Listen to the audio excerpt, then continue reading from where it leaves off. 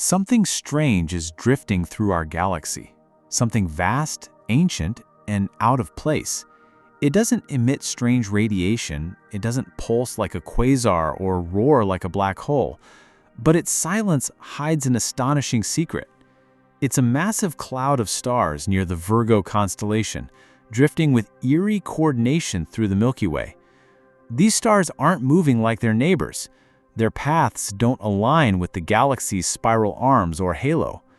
Instead, they appear to glide as a phantom current, slicing through space as though pulled by a memory older than the Milky Way itself. What are these stars doing? Where did they come from? And why are they so out of sync with the rest of our galaxy? But before we continue, subscribe to the channel so you don't miss out on any of these videos. Astronomers first noticed the anomaly while analyzing stellar motion data. You see, in the grand dance of the Milky Way, stars follow well-understood orbits. Those in the disk rotate around the galactic center in nearly circular paths. Stars in the halo move more erratically, but still fall within statistically predictable patterns. But then came the oddballs, stars near the Virgo constellation that didn't obey the rules. These stars weren't simply going the wrong way, they were moving with shared purpose, but not one that aligned with the Milky Way's rotation. Many were moving radially, inward or outward relative to the galactic center, instead of orbiting around it. Others appeared to plunge through the galactic plane, crossing it in paths that didn't make sense for stars born in the disk or halo. This wasn't just a fluke. As astronomers mapped more stars, the pattern held. They were seeing a coordinated movement among hundreds of thousands, possibly millions of stars. The velocities matched, the directions aligned. These weren't random interlopers. This was a structure, an invisible, massive, coherent stream. To detect such motions, scientists rely on incredibly sensitive instruments. Radial velocities, how fast a star is moving toward or away from us, are measured through the Doppler effect by observing the red or blue shift in the star spectrum. Proper motion, the sideways motion of stars across the sky, is harder to detect, requiring years of observations. The Gaia Space Telescope revolutionized this field by providing exquisitely accurate measurements for more than 1 billion stars. And in the data, this anomaly stood out like a scar. But even before Gaia, hints had begun to emerge. Ground-based surveys like the Sloan Digital Sky Survey, SDSS, were already finding unusual clumps of stars, and some showed peculiar motions that didn't match the models. When astronomers began to overlay the motion data, they realized these weren't isolated oddballs, they were part of something bigger, much bigger. The velocities were the first major clue. When stars from different parts of the sky moved in the same direction at similar speeds, it usually means they share a common origin or were shaped by a common gravitational event. And here was an entire swarm of stars, scattered across thousands of light years, all gliding in concert, yet out of sync with the rest of the galaxy. Something had disturbed them long ago, and the echo of that disturbance still ripples through their motion. This is why this structure defied easy classification. It wasn't a spiral arm. It wasn't a known stream or shell.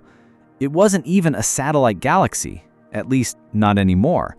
It was something else entirely, a disrupted structure left over from a cataclysmic event that happened in our galaxy's ancient past, a remnant of a collision.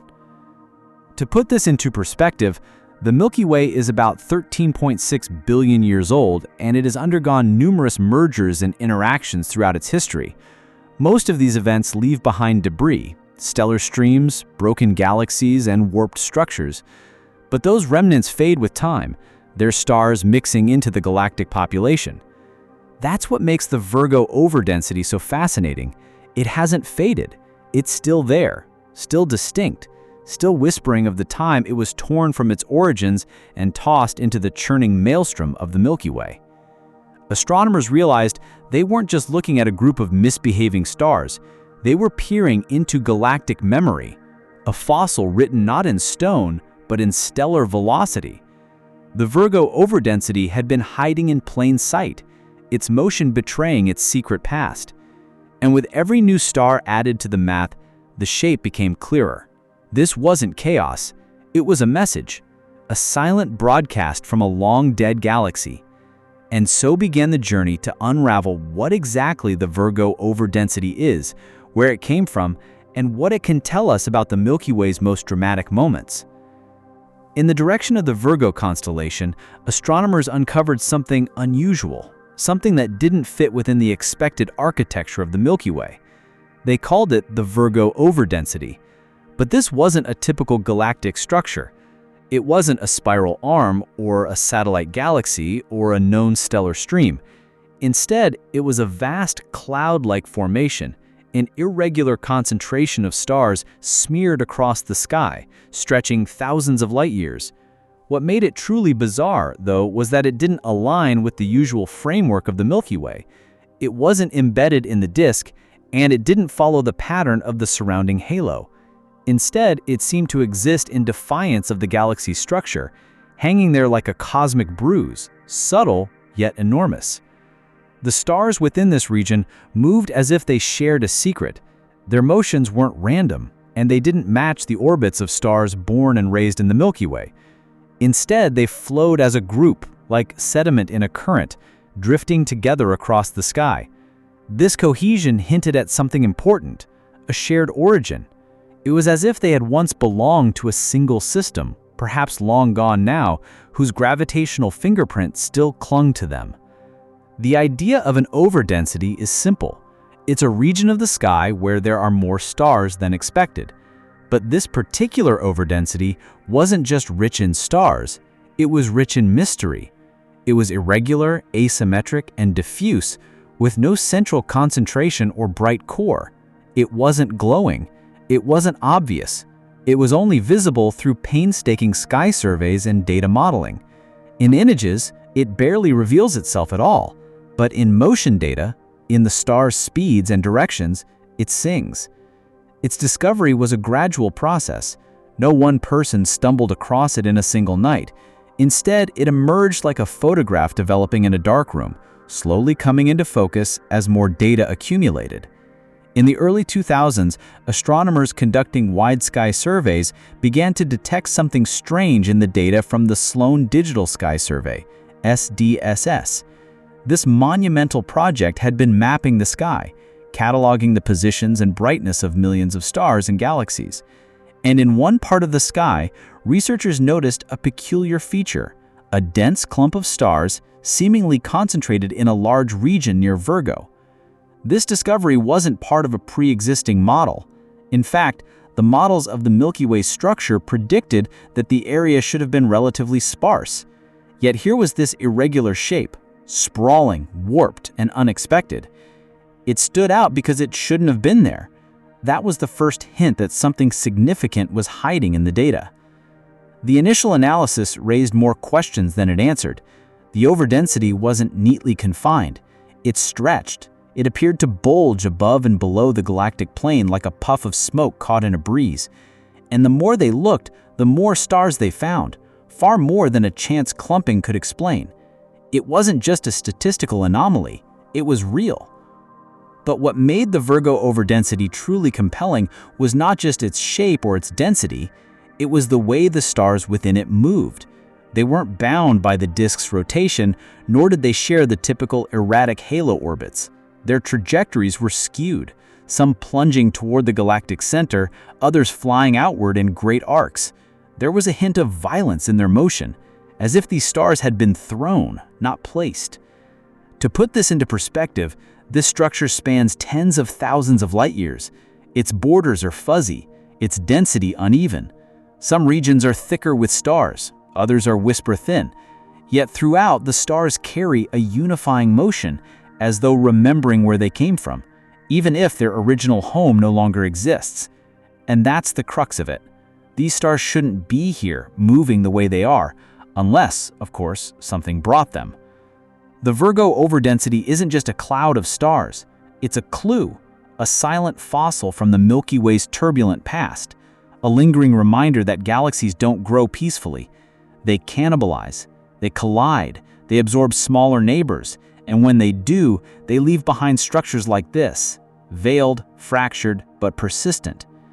The Virgo overdensity is likely the remains of something older, something once whole, now scattered across the galaxy like ashes on the wind. The path to uncovering the Virgo overdensity wasn't paved with bright flashes in the night sky or dramatic telescope images.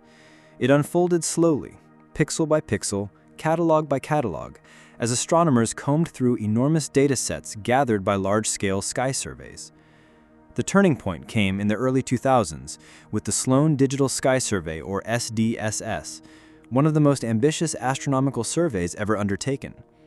This groundbreaking project aimed to create the most detailed map of the sky ever assembled, using a dedicated 2.5-meter telescope in New Mexico to scan large portions of the northern celestial hemisphere.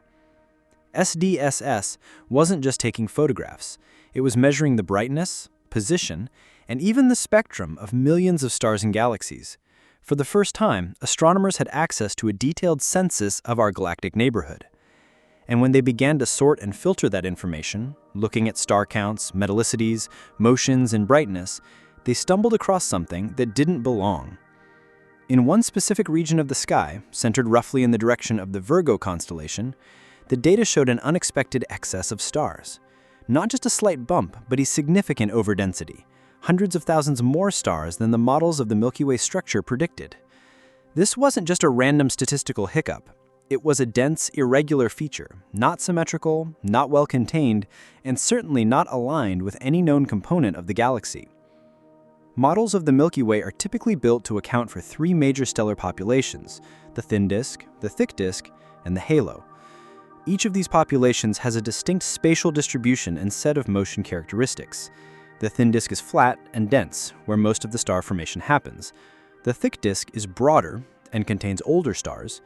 The halo is sparser, surrounding the galaxy in a rough sphere. But the Virgo overdensity didn't fit neatly into any of these categories. It was too irregular for the disk, too concentrated for the halo, and too large and diffuse to be a satellite galaxy. It defied classification.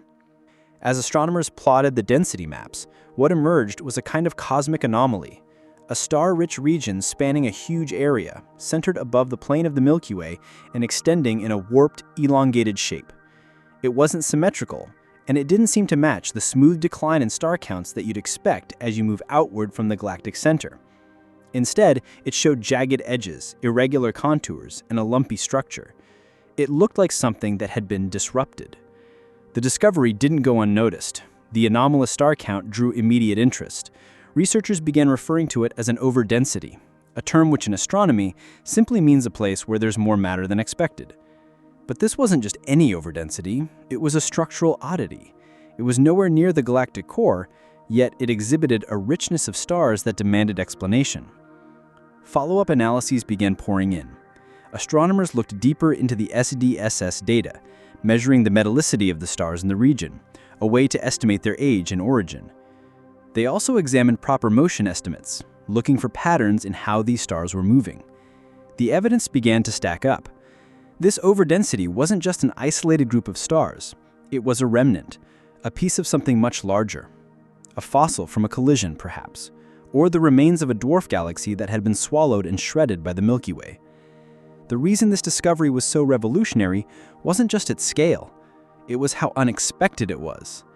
The Milky Way structure had been modeled extensively, and while researchers anticipated some irregularities in the halo due to previous mergers, the size, position, and density of the Virgo overdensity took everyone by surprise. It suggested that the Milky Way's outer regions were far more complex and turbulent than previously assumed. This moment, born not of bright lights in the sky, but of dense spreadsheets and computer algorithms, marked a shift in our understanding of galactic formation. It showed us that the Milky Way carries within it unseen scars, faint but vast, remnants of ancient collisions.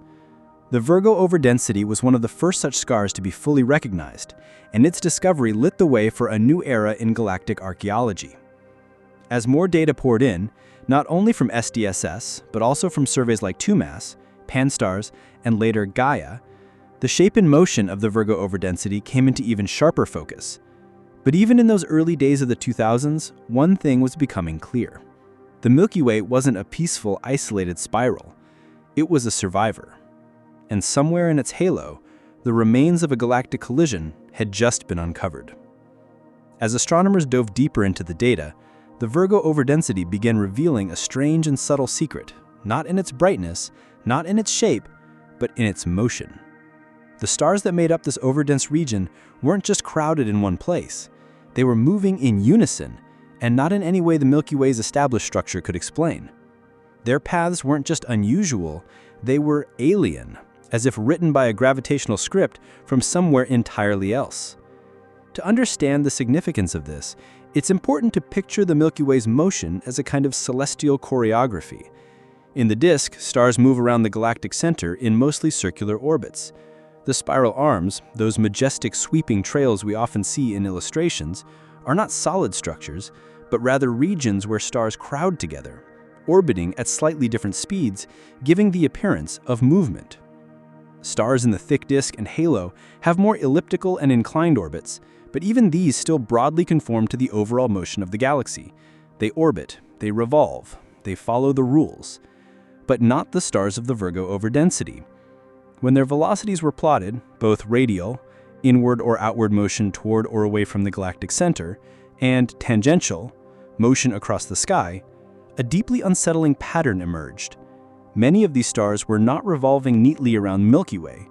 Instead, they were moving directly inward or outward, plunging through the galactic plane on radial trajectories, like pebbles skipping through water, rather than circling a drain. This is highly unusual. Radial motion on a large scale is rare in a mature galaxy. If a group of stars were born within the disk or halo, their orbits would gradually become circularized by the galaxy's gravitational influence. Large-scale radial motion implies that these stars haven't been part of the Milky Way long enough to have their paths reshaped, or that they arrived here with such momentum and direction that they've resisted that influence. Either possibility points to external origin. Even more telling was the coherence of this radial motion. These stars weren't scattering randomly. They were all flowing in the same general direction, like a river current still holding shape long after the storm that fed it had ended. In some models, the stars of the Virgo overdensity appeared to fall straight through the galaxy, from above or below, not spiraling in, but diving through space. This movement is almost perpendicular to the galactic plane, and orientation wildly different from the flattened, disk-like flow of most stars. It was as if a large group of stars had been thrown into the Milky Way, passed through it, and left behind a trail of debris still echoing their initial trajectory. This idea sparked a dramatic reevaluation. Could these stars be the tidal remnants of a smaller galaxy, one that collided head-on with the Milky Way long ago, passing through and breaking apart? The notion wasn't far-fetched. Astronomers already knew of one such ongoing event, the Sagittarius dwarf galaxy, which is currently being torn apart and absorbed by the Milky Way. Its stars, too, form long, curving streams. But the Virgo overdensity was different. It wasn't a stream, it was more like a splash, chaotic and irregular, yet not without purpose. Computer models began to simulate what might happen if a dwarf galaxy plunged directly into the Milky Way, not at an angle, but in a radial trajectory, crashing vertically through the disk. The results were astonishing. Such an impact would scatter stars in a wide vertical distribution, create radial motion signatures, and disturb not just the stars, but potentially the dark matter halo and stellar disk as well. And the pattern that emerged from those simulations matched what astronomers were seeing in the Virgo overdensity. Here was a puzzle piece, and it fit too perfectly to ignore. The velocities, the directions, the spatial spread, it all suggested that these stars didn't form here. They came from elsewhere, from another gravitational system that no longer exists. Their motion is the ghost of that system's fall, a fossil orbit preserved in a population of stars drifting through our galaxy like embers from a long-extinguished fire. Even now, with modern data from observatories like Gaia refining the precision of stellar motions, the Virgo overdensity continues to behave in ways that defy standard galactic mechanics. Its stars are still too fast, too direct, too radial. They are out of place, and yet they belong, because they tell us something vital. The Milky Way was not built gently. It was forged through violence, and the Virgo overdensity is one of the clearest, most haunting pieces of evidence of that truth. Once astronomers realized the Virgo overdensity wasn't just an abstract numerical oddity but a real coherent structure, the next logical step was to map it. But this was no easy task. The overdensity wasn't a tidy object with clear edges. It was a diffuse, sprawling cloud of stars, scattered over a significant portion of the sky. And because it didn't emit any special kind of light, like a nebula or active galaxy, the only way to see it was through patient, methodical mapping of star counts, motions, and positions, one data point at a time. Researchers began assembling vast catalogs of stellar data from surveys like the Sloan Digital Sky Survey, combining them with infrared surveys like 2MASS to pierce through some of the dust that obscures parts of the Milky Way. By applying filters to select stars based on brightness, color, and estimated distance, they began to isolate stars likely belonging to the Virgo overdensity. What emerged was not a centralized spherical cloud as one might expect from a dense star cluster or galaxy core, but a lumpy, warped structure more like a scattered smear across the sky than anything symmetrical. It was astonishingly large, spanning over 100 degrees of sky, equivalent to more than 10,000 square degrees in some projections. In physical terms, this translates to a structure tens of thousands of light-years across, extending both above and below the galactic plane, like a ghost rising and falling through the disk of the Milky Way. This vertical structure was one of the earliest hints that the Virgo overdensity was the aftermath of something violent, something that didn't obey the usual gravitational plane of our galaxy. Instead of hugging the galactic midline like the spiral arms do, this overdensity cuts across it, reaching thousands of light-years into the galactic halo. It doesn't form a clean arc like a stellar stream either. Instead, it's twisted, broken, and ragged, with higher concentrations in some areas and strange gaps in others. It didn't look like it had been formed in situ. It looked like something that had been smashed and stretched, like dough hurled across a table. The stars within the overdensity aren't all the same either. Some are relatively nearby, only a few thousand light-years from Earth, while others stretch much farther out, up to 40,000 light-years or more. This incredible depth gives the structure a three-dimensional complexity that makes it even more difficult to chart, but also more fascinating. It's not a flat feature. It's a volumetric trail, a complex weave of stars, moving on oddly synchronized paths through a range of depths, heights, and regions of the Milky Way. To make sense of this chaos, astronomers used density maps, heat map-like visualizations showing where stars of certain properties like metallicity and motion clustered in space. These maps revealed a core region of higher density surrounded by loosely connected tendrils and wings of stars, suggesting that the Virgo overdensity isn't a singular structure, but rather a collection of stellar material that has been spread out and possibly fragmented. This fragmentation is part of what makes the Virgo overdensity so difficult to fully define. Unlike a galaxy with a bright nucleus or a cluster with a central gravitational pull, the Virgo overdensity is more like a trail of debris with no anchor, no core, and no clear boundary. It just fades into the background of the galaxy. But that's also what makes it so important.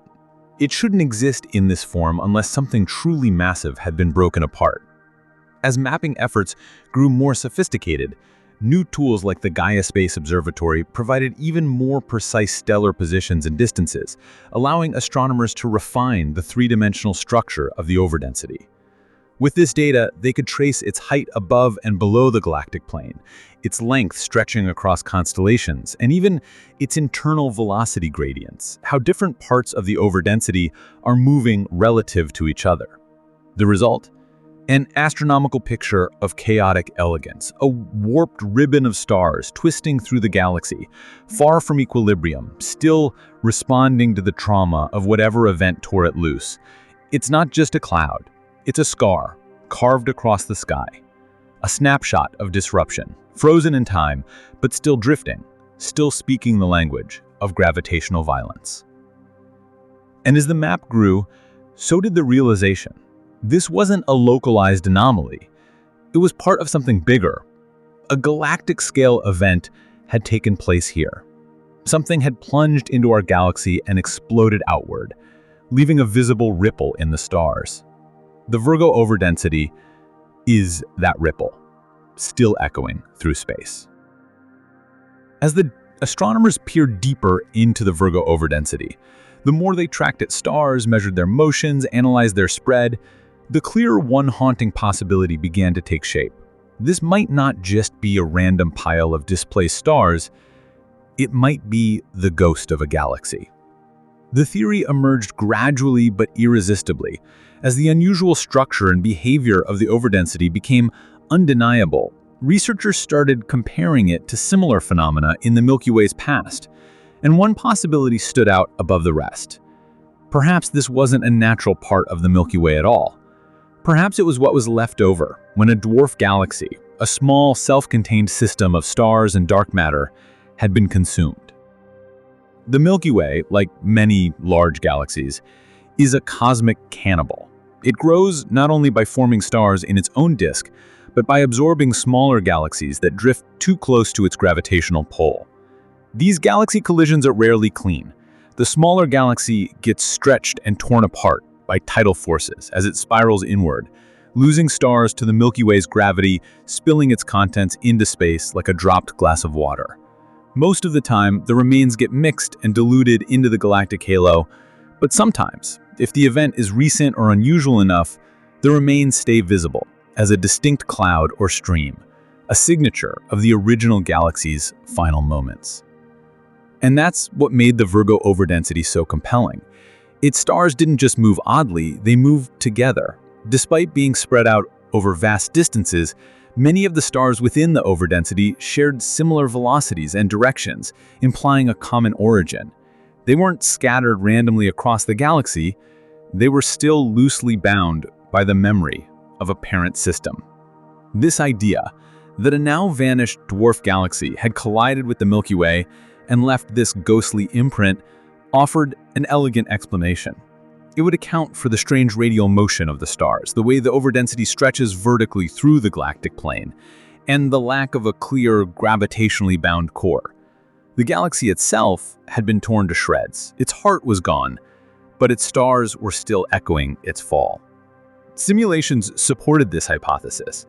When researchers modeled the infall of a dwarf galaxy on a radial trajectory, plunging directly into the Milky Way from above or below, the resulting debris field looked remarkably like what we observe in the Virgo overdensity. The simulation showed that even billions of years after such a collision, the stars could remain loosely aligned, forming a coherent overdensity that still betrayed the direction and structure of the original galaxy.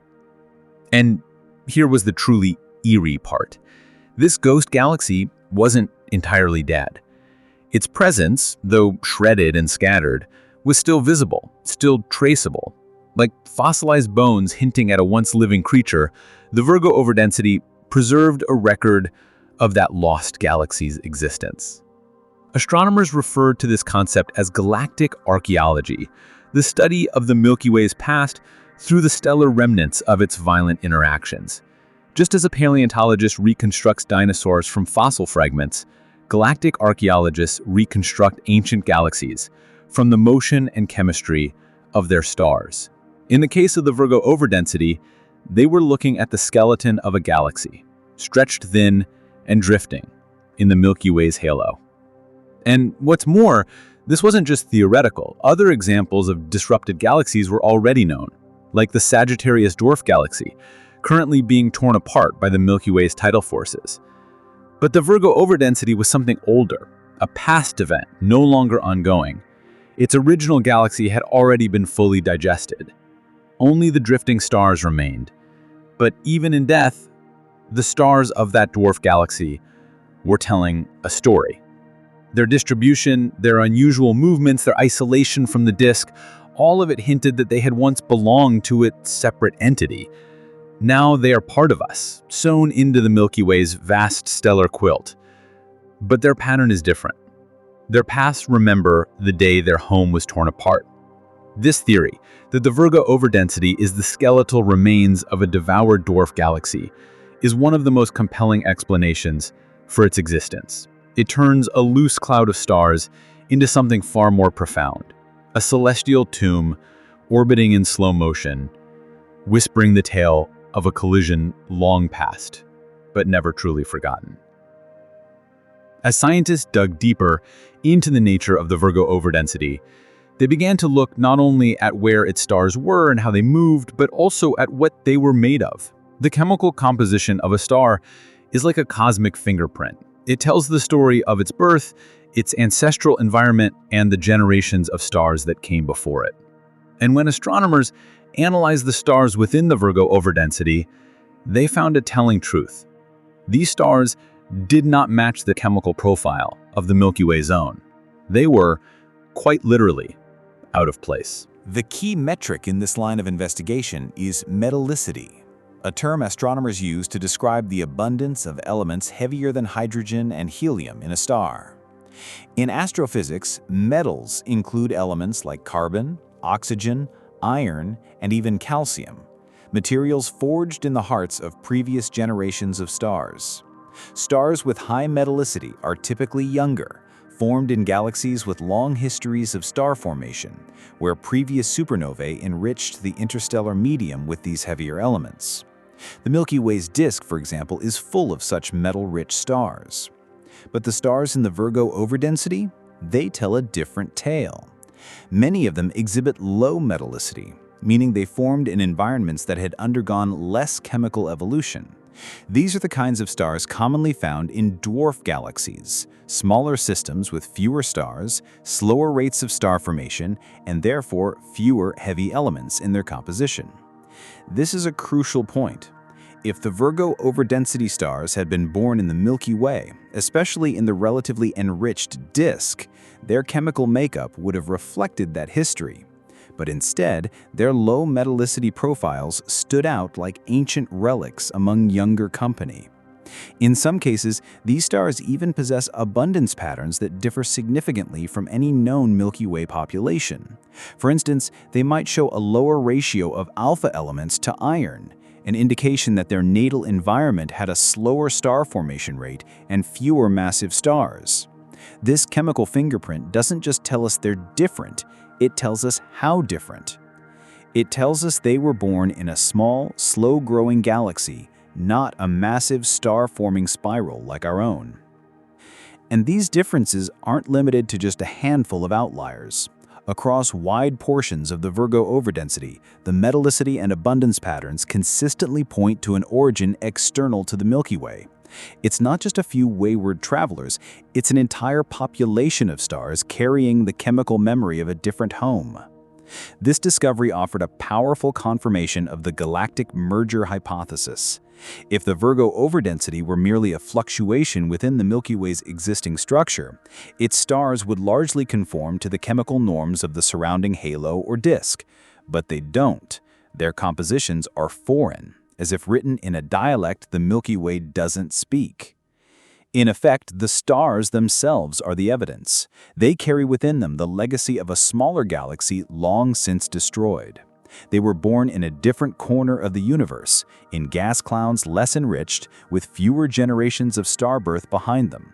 And now, as they drift through the Milky Way, their unique chemistry continues to stand apart, a silent signal of their outsider status. It's one thing to see a strange clump of stars in the sky. It's another entirely different to discover that those stars are chemically alien, carved from a different cosmic history. The Virgo overdensity isn't just out of place in space, it's out of place in time, in lineage, and in chemical identity. Every spectrum taken from one of its stars adds to the same message. I don't belong here. I came from somewhere else. The Milky Way, grand and elegant as it may seem when depicted in images or models, is not a product of peaceful isolation. It's a survivor of chaos, a dynamic and ever-changing entity forged through a long and violent history of collisions with smaller galaxies. In fact, some of its most beautiful and essential features, its thick disk, its bulging center, even parts of its halo, are the direct consequences of past galactic mergers. The Virgo overdensity, with its stars moving strangely and carrying foreign chemistry, is likely a visible relic of that past, a scar left over from one such cosmic confrontation. This process, known as hierarchical galaxy formation, is a foundational concept in modern astrophysics. Large galaxies like the Milky Way didn't simply form all at once from a cloud of gas. Instead, they grew bit by bit, cannibalizing smaller galaxies over billions of years. These satellite galaxies, often dwarfs only a fraction of the Milky Way's size, would fall into our galaxy's gravitational grasp. As they spiraled inward, tidal forces would begin to rip them apart, first stripping away their dark matter halos, then stretching their stars into long streams, and finally blending them into the Milky Way's body. Sometimes the core of the invading galaxy survives as a satellite for some time, like the Sagittarius dwarf galaxy, which is still visible and being torn apart. Other times the merger happened so long ago that all that remains is a diffuse cloud of stars barely distinguishable from the Milky Way's own halo. The Virgo Overdensity appears to fall somewhere in between, a mid-stage fossil, visible enough to trace its shape and motion, yet ancient enough that no central core remains. It's like discovering a dinosaur skeleton where the bones are still somewhat intact but scattered over miles. Over the years, researchers have uncovered multiple such remnants. The Gaia Sausage Enceladus merger is one well-known example, a massive dwarf galaxy that collided with the Milky Way around 8 to 11 billion years ago. Its stars now populate a wide swath of the galaxy's halo, and its debris has reshaped our understanding of the galaxy's past. The Helmy Stream, the Sequoia event, and others all represent the bones of galaxies long since consumed. And now, the Virgo Overdensity seems to join their ranks. What makes these collisions so impactful is not just the addition of new stars, it's the dynamical upheaval they cause. When a dwarf galaxy merges with a larger one, it doesn't just drop its stars like coins into a fountain, it plunges in with its own motion, mass, and momentum. This can distort the gravitational field of the larger galaxy, warp its disk, heat up its stellar populations, and trigger ripples that propagate for billions of years. The Milky Way's present shape is the result of these past impacts. It is, in a very real sense, a patchwork quilt, stitched together from the lives of many smaller systems. The Virgo Overdensity is a thread in that quilt, a visible clue to one such merger, preserved better than most. It tells us not only that this process happened, but that it continues to shape the galaxy even now. Its position, movement, and chemical signature show us a single chapter in the Milky Way's ongoing evolution, one built not by gentle growth, but by the violent and systematic absorption of neighbors. And in this cosmic history of conquest, every overdensity, every stream, and every chemical anomaly is part of the same story. The Milky Way is not a singular identity, it's a collective, a crowd of countless stellar civilizations, all blended together by the forces of gravity and time. Somewhere in that crowd, the stars of the Virgo Overdensity drift, still clinging, if faintly, to the rhythm and memory of the galaxy they once called home. The stars of the Virgo Overdensity, long suspected of being out of place and out of sync with the Milky Way structure, revealed their true story most clearly through motion. Not just where they were located, but how they were moving through space. And this was made possible by one of the most powerful observational tools in the history of astronomy, the Gaia Space Observatory. Launched by the European Space Agency in 2013, Gaia was designed with a singular mission: to map the Milky Way in unprecedented detail. Over the years, it has measured the position, distance, and motion of more than 1 billion stars, allowing astronomers to construct a dynamic, three-dimensional model of our galaxy. It didn't just provide still images, it captured the motion of stars, like tracing the slow, elegant swirl of a dance over millions of years.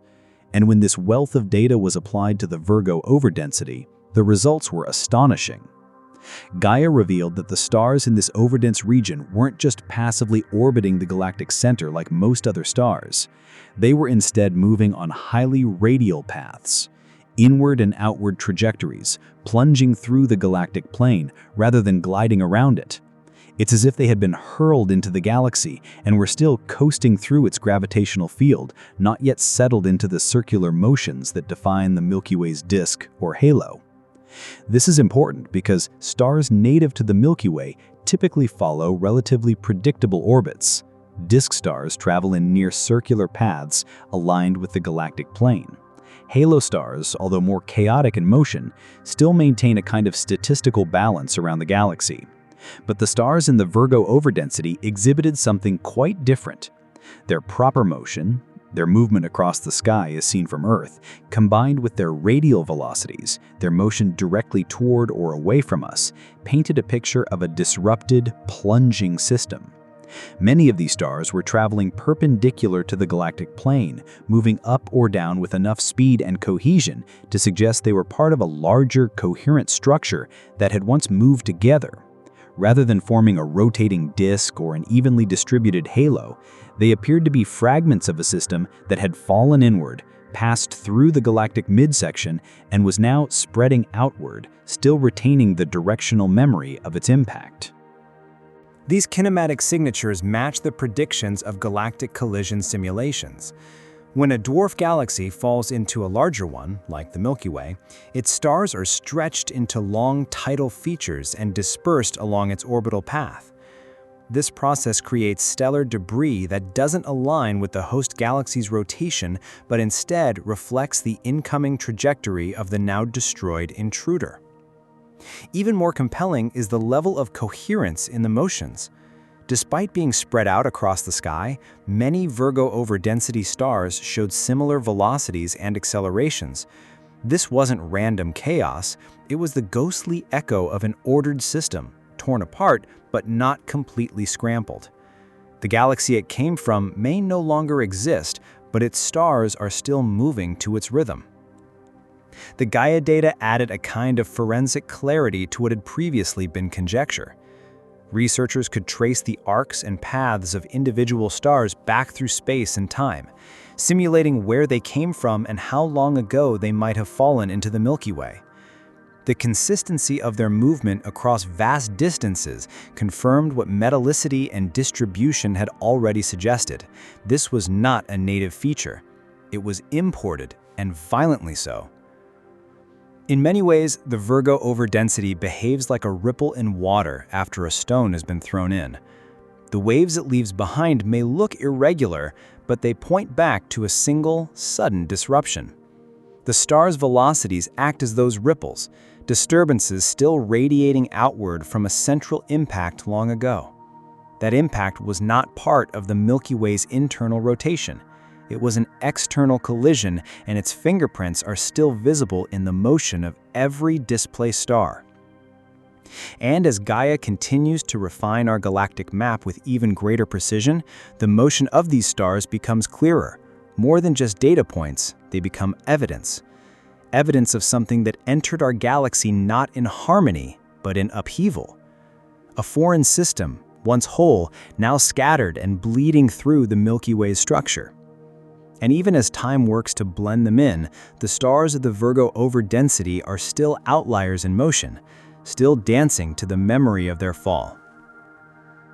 To truly grasp the nature of the Virgo overdensity and why it holds such weight in galactic archaeology, it helps to look at a more visible, ongoing example of a galactic collision happening in real time: the Sagittarius dwarf galaxy.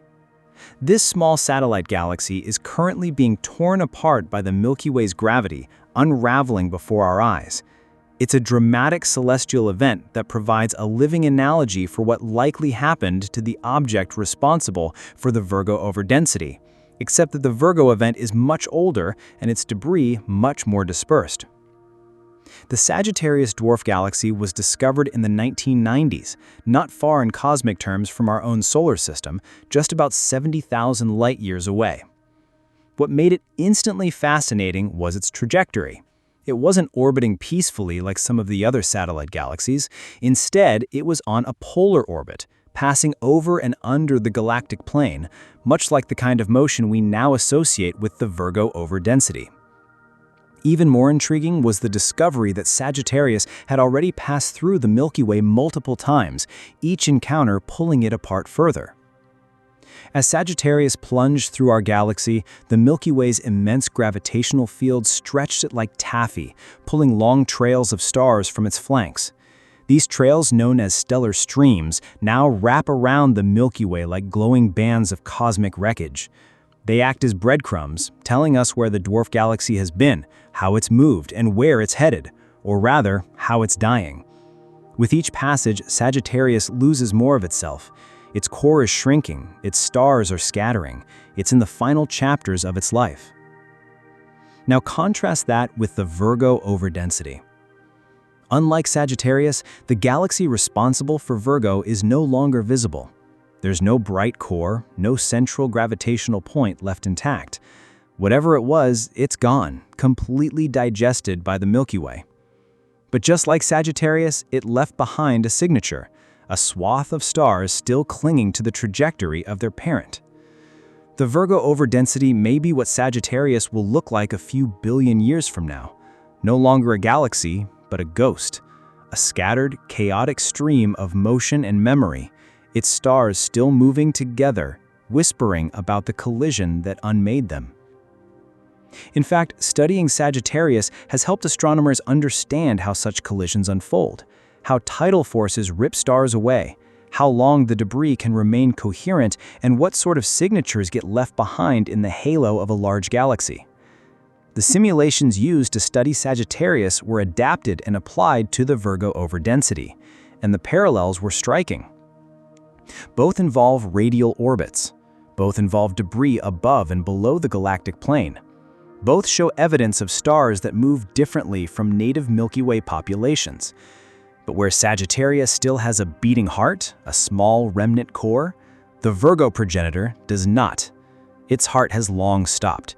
Its remains are drifting in silence, no longer tethered to a center.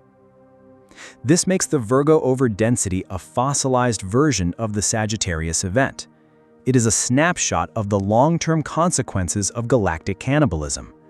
Sagittarius is the before, Virgo is the after. One shows the living destruction, the other shows the ancient scar. Together, they reveal a pattern, a cycle. The Milky Way does not grow quietly, it consumes, and in doing so, it reshapes itself. So when we look at the Virgo overdensity, we're not seeing something unique. We're seeing one frame in a longer, recurring story. Sagittarius reminds us that this is still happening, right now, and Virgo reminds us that eventually, even the most complete galaxies can disappear, leaving only their stellar bones to drift silently among the stars.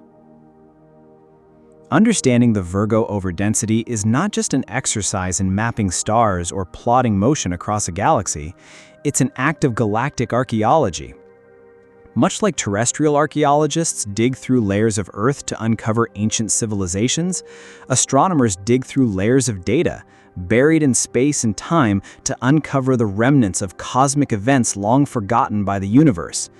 They sift through starlight instead of soil, and the relics they study aren't broken pottery or ruins, they're stars, moving in strange directions, glowing with unusual chemistry, whispering tales of collisions billions of years past. This discipline has grown increasingly vital as our telescopes, satellites, and sky surveys have become more powerful. The modern Milky Way may appear calm and structured with its graceful spiral arms and serene galactic disk, but it hides a violent cannibalistic history beneath that surface. Every stream of stars, every oddly behaving cluster, every chemical outlier could be a survivor of a galactic merger, and it's up to astronomers to decode those signatures, to reconstruct the events that shattered one galaxy and reassembled its pieces into another. The Virgo overdensity is one such signature. It doesn't shout for attention. It doesn't have a bright galactic core or emit intense radio waves. Instead, it lurks in the background, a faint cloud of scattered stars, distinguishable only because they don't behave like they should. Their odd motion, peculiar chemical compositions, and broad spatial spread are clues that point to something ancient and massive that once collided with the Milky Way and was forever lost. To uncover the story behind this structure, astronomers combine several tools: Kinematic data from observatories like Gaia reveals how the stars move through space. Are they following the galactic rotation, or are they traveling on abnormal paths, perhaps falling in from above or below the disk? Chemical analysis gathered through spectroscopy shows the metallicity of these stars, helping scientists identify whether they were born in the Milky Way or elsewhere. Distance measurements provide the depth of the structure, how far it reaches into the halo or towards the galactic center. Each piece of this puzzle is like a shard of an ancient vase. No one shard tells the whole story, but together they reconstruct something that was once whole. With the Virgo Overdensity, that reconstruction has revealed not just a blob of stars, but the remnants of a dwarf galaxy, long ago shattered, its stars now smeared across the sky in a chaotic fossil trail. What makes this work so compelling is its scale. Archaeology on Earth might uncover ruins that are thousands of years old, but galactic archaeology unfolds over billions of years. The collision that created the Virgo overdensity likely occurred more than 1 billion years ago, possibly much longer, and yet its evidence remains, imprinted into the structure of the galaxy like the rings of a tree or the strata of a cliff. Even the way stars are dispersed tells a story. If stars are spread too far apart, their common origin becomes harder to detect. But in the Virgo overdensity, enough coherence remains in chemistry, in motion, in location, that astronomers can piece together the event even now. The overdensity is like a buried monument to a forgotten collision, one that rewrote part of the Milky Way structure and then slowly faded into the backdrop. And this isn't just academic. Galactic archaeology is fundamental to understanding how galaxies grow, evolve, and die. Every structure like the Virgo overdensity is a lesson in cosmic history.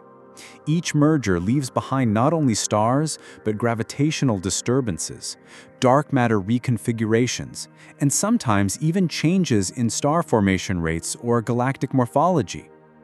So when astronomers study the Virgo overdensity, they're not just observing a strange clump of stars.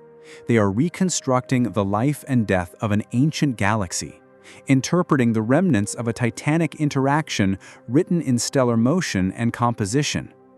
They're reading the Milky Way's deepest past, written not in ink or stone, but in the motion of light itself, carried across time by stars that no longer belong to any one galaxy, but to the universe's unfolding story. As astronomers continued to trace the strange paths of stars in the Virgo overdensity, they noticed that some of these stars weren't merely scattered. They appeared to be strung together. They followed elongated, coherent paths across the sky, like delicate ribbons trailing behind a forgotten traveler. These formations are known as stellar streams, and they're some of the clearest and most beautiful relics of galactic disruption in the universe. In the case of the Virgo overdensity, they may hold the deepest clues to its origin and the final journey of the galaxy it once was. Stellar streams are formed when a smaller galaxy, often a dwarf orbiting or falling into a larger one like the Milky Way, is pulled apart by tidal forces. These are the same stretching forces that create ocean tides on Earth, but on a cosmic scale. The immense gravitational field of the Milky Way pulls harder on the side of the smaller galaxy closest to it and slightly less on the far side. Over time, this differential force begins to shred the intruder, drawing out its stars into long, curving lines. These streams can be thousands of light years long, arcing across the sky in graceful paths. Each one is a trail of stellar debris, outlining the orbital trajectory of the galaxy that created it. In essence, stellar streams are the footprints of galactic collisions, preserved across deep time. What makes them especially valuable to astronomers is how they act like fossilized motion paths. Since stars in a stream move with similar velocities and directions, they can be used to reverse engineer the path of the parent galaxy. If enough stars are found, their motion can be mapped backward in time, reconstructing not only where the disrupted galaxy came from, but when it arrived and how massive it might have been.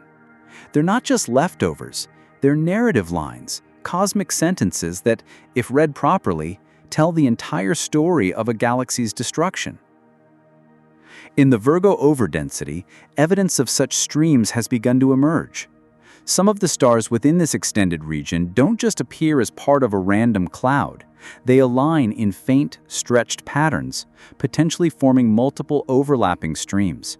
These aren't always easy to detect. The Milky Way is cluttered, noisy, and three-dimensional.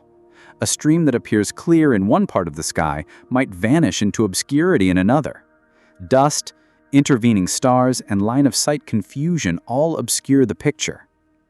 But with data from telescopes like Gaia, astronomers have the ability to cut through this confusion. By charting the velocity vectors of stars, how they move not only across the sky but toward or away from us, they can separate these trails from the background noise. And the Virgo overdensity contains just such coherent patterns. Stars with matching chemistry and motion, tracing paths that curve through the halo, cross the galactic plane, or wrap around the disk like ancient scars. Some of these streams may have originated directly from the progenitor galaxy of the Virgo overdensity, drawn out during its first pass through the Milky Way. Others may represent subsequent loops, remnants of multiple orbital passages, or even pieces of other mergers that happen to overlap in this region. That's part of what makes the Virgo overdensity so complex. It may not be just one stream, but a tangled web of them, converging from multiple phases of a long-ago galactic collision. Imagine a shattered bottle not dropped on the floor once, but spun and smashed repeatedly across time, each impact sending fragments outward in a slightly different direction. The Virgo overdensity could be such a mess of trajectories, streams from early disruption mingled with trails from the final plunge. And each stream is a clue, not just to where the progenitor came from, but to how massive it was, how fast it traveled, and how deeply it penetrated the Milky Way's gravitational well.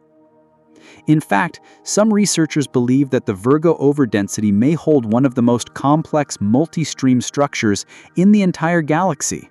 Layers of disruption visible all in one region, like a time-lapse photograph of a galaxy unraveling over billions of years. If this is true, then mapping these stellar streams becomes a matter of cosmic cartography, charting the fading fingerprints of an entire galaxy that once soared into the Milky Way and was torn apart. Every stellar stream within the Virgo overdensity is a story of origin, of migration, of destruction, a story of gravity's relentless hand. And as astronomers continue to trace them, follow them, and simulate them, we draw ever closer to understanding not only where the Virgo overdensity came from, but how the Milky Way became what it is today. Before the launch of Gaia, the Virgo overdensity was like a smudge on a painting, fascinating, suggestive, but lacking clarity. Astronomers knew something was there, a strange concentration of stars, oddly moving and chemically out of place. But the true nature of this structure remained elusive. Was it a random clustering, a faint spiral arm, a disrupted dwarf galaxy? The answers were vague, locked behind the limitations of older datasets that could only guess at distances or estimate motions in 2 dimensions. Then came Gaia, a mission so ambitious it set out to map 1 billion stars in our galaxy in full 3D. Launched in 2013 by the European Space Agency, Gaia didn't just take pictures of the sky, it measured, with astounding precision, each star's position, brightness, color, distance, and motion. It was as if someone had given astronomers a GPS system for the Milky Way, one capable of charting not only where each star was, but also where it had been and where it was going. For the Virgo overdensity, Gaia was nothing short of revolutionary. Before Gaia, researchers could identify some oddities in star counts or velocities in that region. After Gaia, they could see the full structure, its depth, its shape, its direction of movement. No longer limited to projections or statistical blobs, astronomers could now visualize the Virgo overdensity as a 3-dimensional, dynamically coherent feature, sprawling across thousands of light years, cutting through the galaxy like a ghost trail. One of Gaia's key contributions was its ability to provide parallax measurements, which allowed astronomers to determine distances to stars with extreme accuracy. For the first time, they could map not just the two-dimensional spread of the Virgo overdensity on the sky, but also its vertical and radial thickness, how far it extended above and below the galactic plane, and how deeply it penetrated toward the galactic center. The result was a clearer picture of just how vast and warped this structure really is. But Gaia didn't stop at static positions.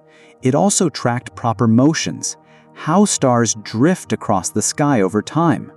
When combined with radial velocities from complementary spectroscopic surveys, scientists could calculate each star's full 3D velocity vector. This meant they could trace the orbits of stars within the Virgo overdensity, not just guessing at their origins, but actively simulating their past and future paths through the galaxy. These motions revealed that many of the stars were on radial, plunging orbits, inconsistent with the Milky Way's rotating disk or halo populations.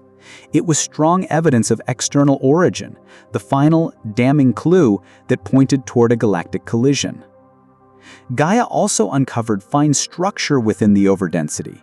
What once looked like a single diffuse cloud began to resolve into layers, filaments, and possible overlapping streams. This hinted at a more chaotic and multi-phase history than previously thought.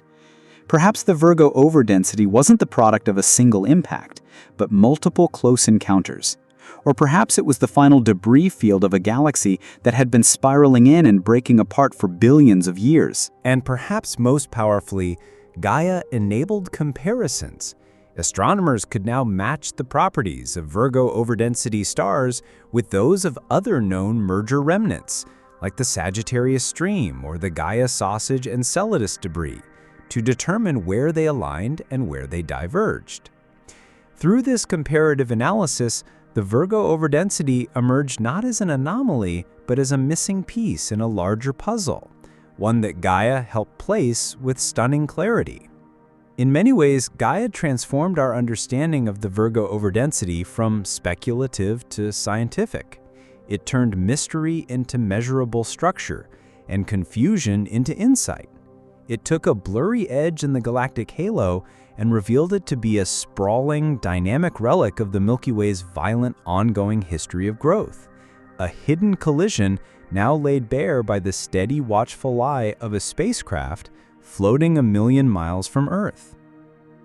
As Gaia's stream of ultra-precise data poured in and the pieces of the Virgo overdensity began to fall into place, a new and compelling narrative emerged.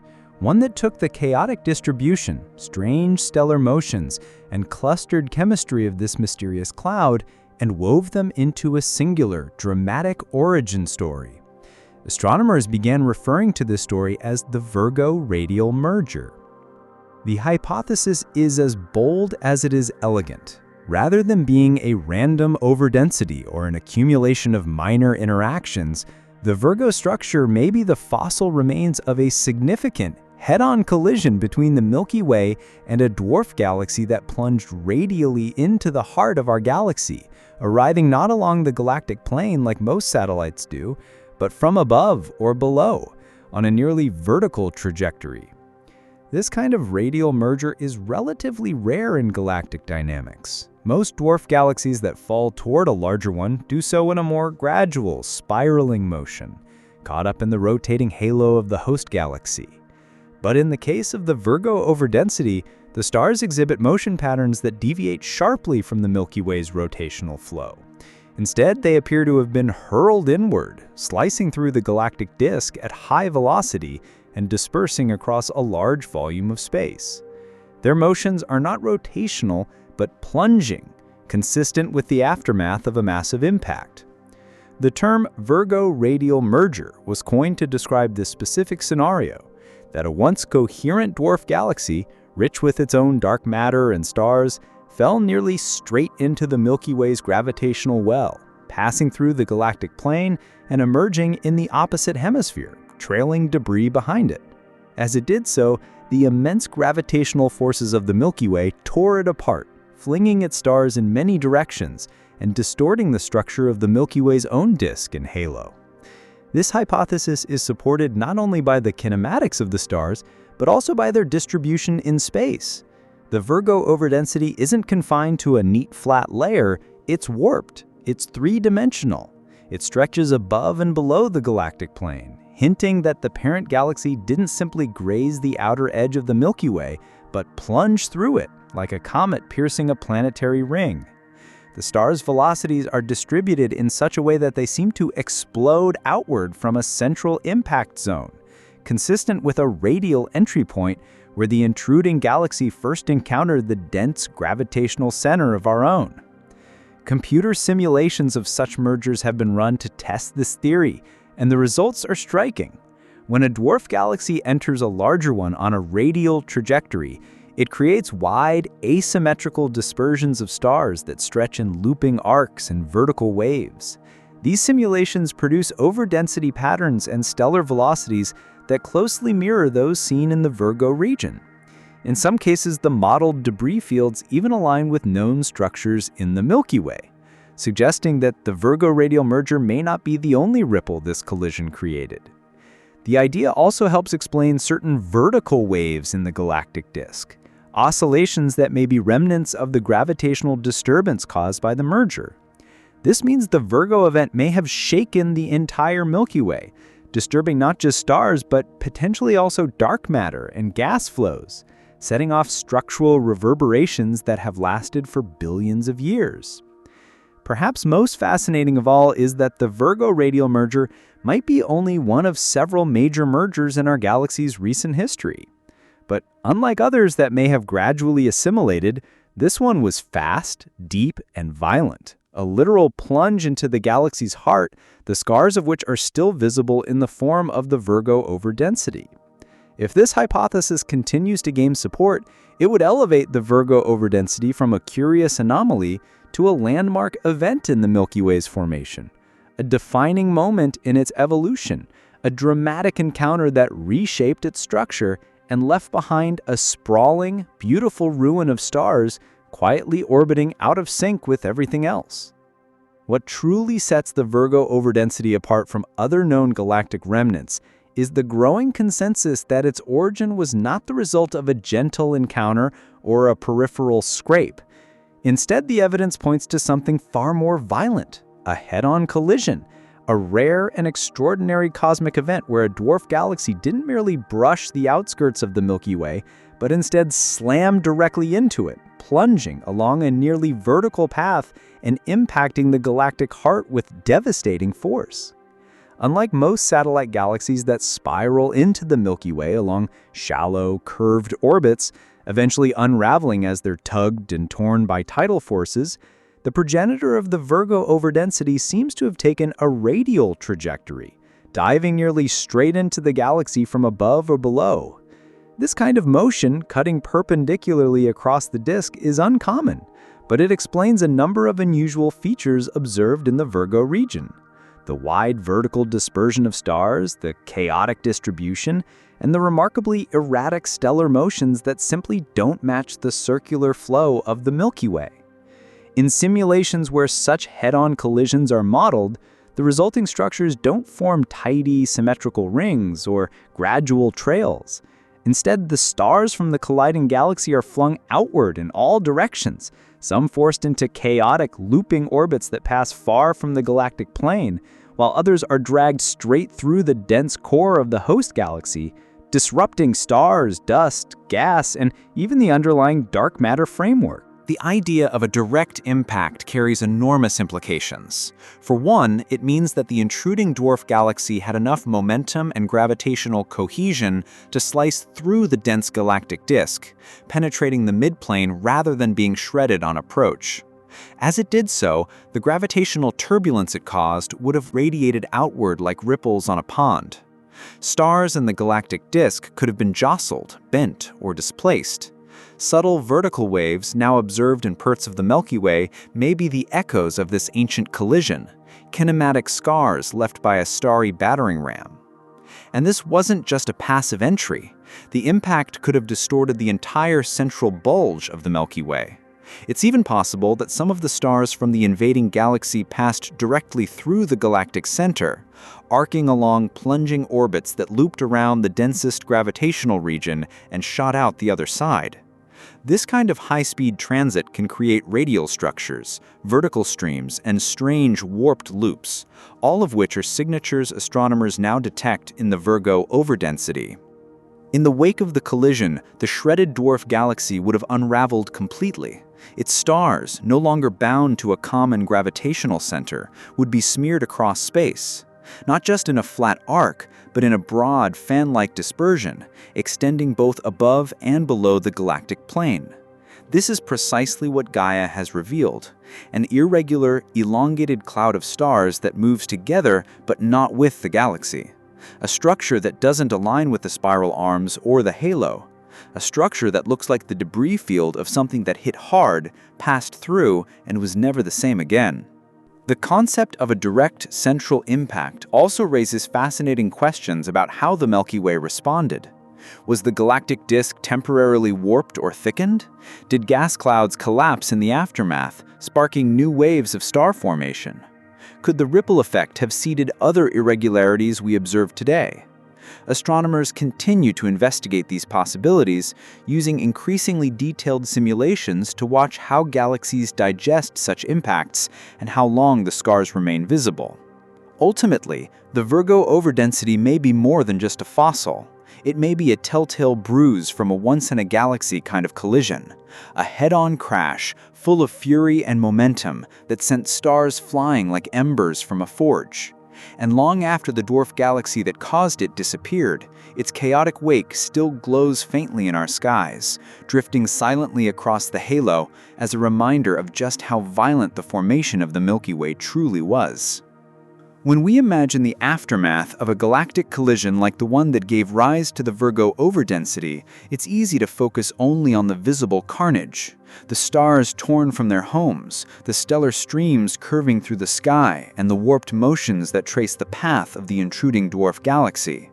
But the reality of such a collision extends far deeper, far wider, and far more invisibly than starlight alone can reveal. The impact wasn't limited to stars. It may have shaken the very skeleton of the Milky Way, its stellar halo, and more intriguingly, its dark matter halo, a vast, invisible structure that binds the galaxy together with gravity. The stellar halo is a diffuse, spherical cloud of stars that surrounds the main disk and bulge of the Milky Way. It's ancient and faint, composed mostly of older stars that drift in random orbits, many of which are relics from previous mergers. But the halo isn't static. It is a living record of trauma. Every time the Milky Way absorbs another galaxy, the halo responds. It absorbs the incoming stars. It stretches, it vibrates, it remembers. In the case of the Virgo Overdensity, the radial nature of the collision means that energy wasn't just imparted to the local region or spiral arms, it was funneled straight into the core and rippled outward through the halo like a seismic shockwave. Simulations suggest that such an impact would send stars in the halo oscillating, their orbits disrupted, their paths elongated or tilted. These oscillations could persist for billions of years, subtly warping the shape of the halo into asymmetries, shells, and vertical distortions, many of which astronomers are only now beginning to detect and decode. But the stellar halo is just the visible half of the equation. Beneath it, surrounding the entire galaxy like a transparent cocoon, is something far more massive and mysterious, the dark matter halo. This enormous invisible structure is made up of something we still don't fully understand, dark matter, which interacts through gravity but not through light. It's the glue that holds galaxies together, outweighing normal matter by a factor of 5 to 1. And when a galaxy is struck, it is the dark matter halo that feels it first and most profoundly. In a radial merger like the Virgo event, the dwarf galaxy doesn't just pass through the visible parts of the Milky Way, it dives into the dark matter halo, distorting it from the inside. The gravitational influence of the intruder doesn't just tug on stars, it tugs on dark matter particles too, creating ripples or wakes that can stretch for hundreds of thousands of light years. These ripples may cause regions of enhanced dark matter density or low-density gaps, subtle distortions that affect how galaxies rotate, how gas moves, and how new stars form. Though we can't observe dark matter directly, its effects can be inferred. If a region of the halo has been disturbed, it might cause unexpected motions in nearby stars or alter the distribution of globular clusters. It may even play a role in warping the Milky Way's disk, contributing to the mysterious vertical waves and asymmetries that Gaia has revealed. These phenomena don't have easy explanations, but a major radial merger offers a compelling one. The Virgo overdensity, then, isn't just a cloud of displaced stars, it's a gravitational fingerprint imprinted on every layer of our galaxy. From the outer halo to the heart of the disk, from visible stars to unseen dark matter scaffolding, the aftermath of that one violent collision may be written into the very architecture of the Milky Way. Its echoes may persist for eons, subtly guiding the orbits of stars, influencing the flow of gas, and even affecting future mergers in galaxy evolution. And perhaps, as our tools for measuring dark matter grow more refined, through gravitational lensing, through detailed mapping of stellar motions, through next-generation surveys, we may one day see the invisible bruises that Virgo left behind, not just in stars, but in the unseen depths of the galaxy's foundation. A whole halo shaken, a whole galaxy reshaped. When a dwarf galaxy plunges into a massive spiral like the Milky Way, it's not just the immediate area around the impact that feels the disturbance. The entire galaxy resonates. Just as a bell continues to ring long after it has been struck, the Milky Way too holds on to the memory of trauma, encoded not in sound, but in ripples of motion, vertical waves, and structural warps. These are not theoretical patterns, they are features we can now observe and measure, and they may be the direct echoes of the Virgo radial merger. The collision would have sent powerful gravitational disturbances sweeping through the galactic disk and halo. Stars that were once gently orbiting in the disk may have been jostled upward or downward, nudged out of their planar paths. The disk itself, once flat and orderly, might have begun to warp, bending like a vinyl record left in the sun. These disturbances don't vanish quickly. In the cold, massive structure of a galaxy, they can last for billions of years, moving slowly but persistently, creating patterns that astronomers are only now beginning to fully decode. Thanks to data from missions like Gaia, we can now detect these galactic ripples with unprecedented clarity. Across the Milky Way's disk, stars are not perfectly aligned. Instead, they show a surprising amount of vertical motion, waves that seem to rise and fall as one moves across the galaxy, as if the disk itself were gently bobbing on a cosmic ocean. These oscillations were first unexpected, but now widely accepted. And one of the most compelling hypotheses for their origin?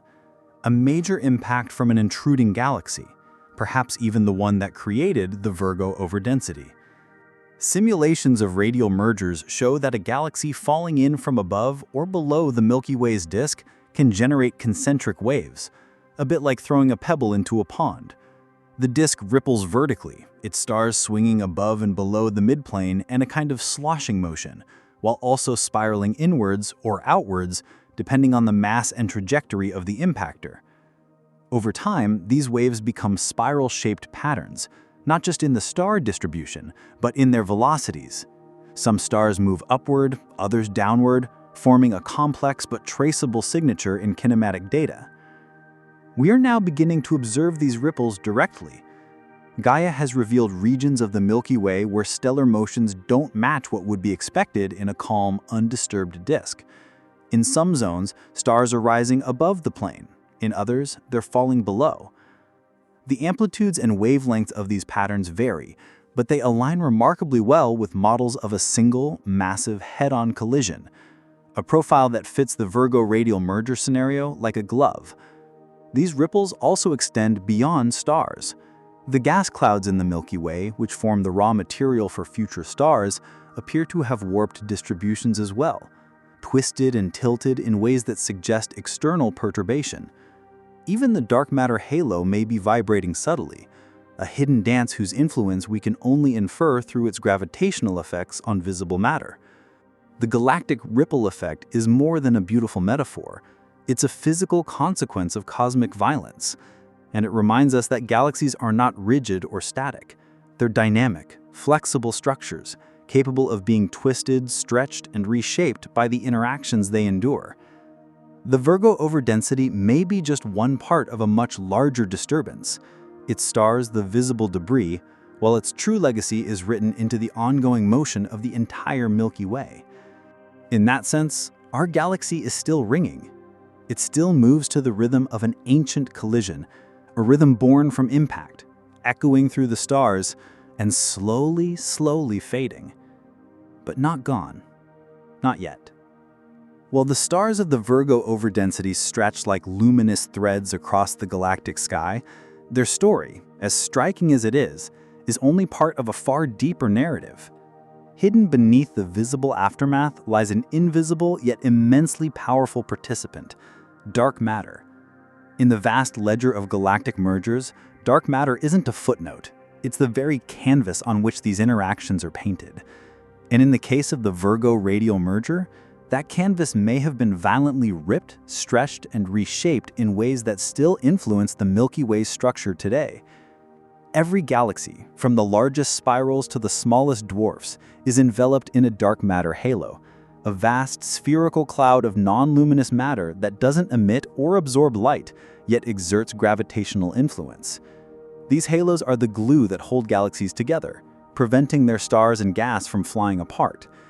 When galaxies collide, their halos don't simply pass through each other like ghosts.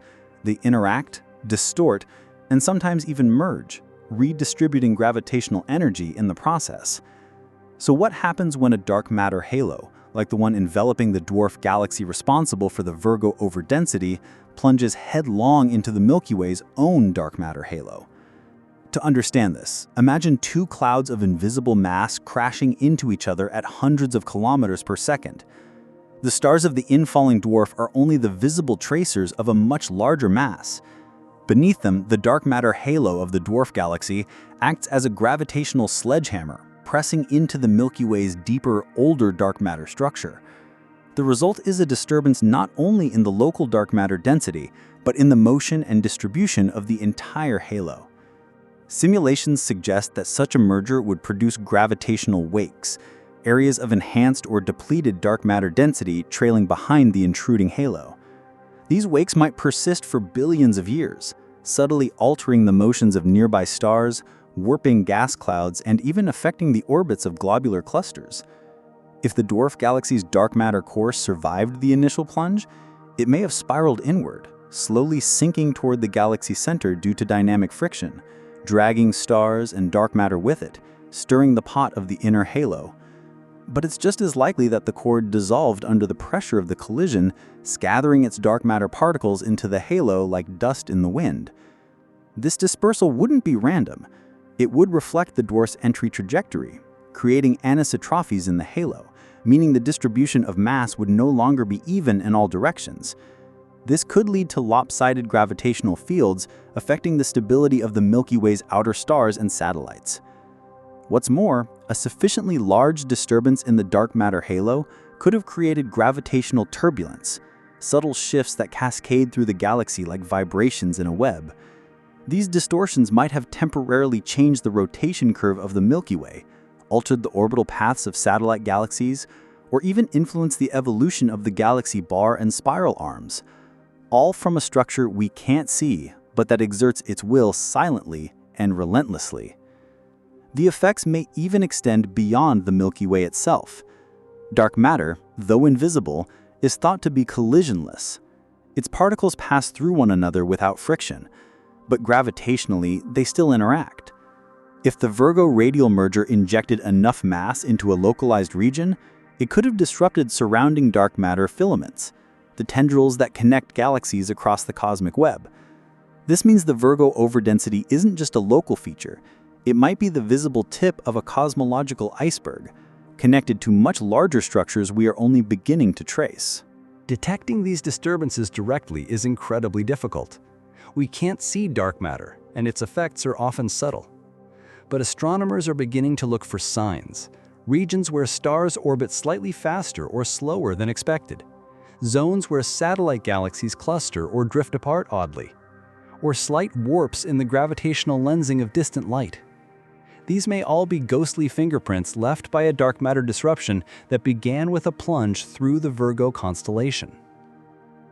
In that sense, the Virgo overdensity is not just the wreckage of a long-dead dwarf galaxy, it is the shadow of a deeper event, a tectonic collision in the invisible scaffolding of the universe, one that stirred not only stars, but the very foundation of our galaxy, leaving behind a distorted, vibrating dark matter halo that still whispers of its ancient unseen trauma.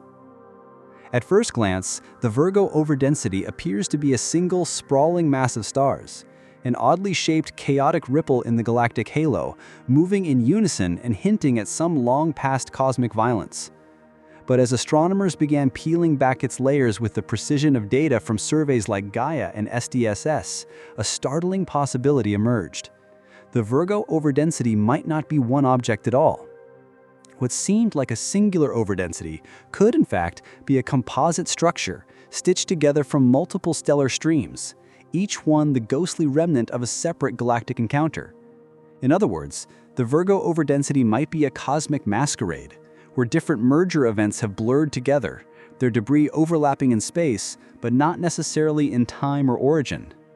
This theory is known as the multi-stream hypothesis, and it's gaining traction for a simple reason.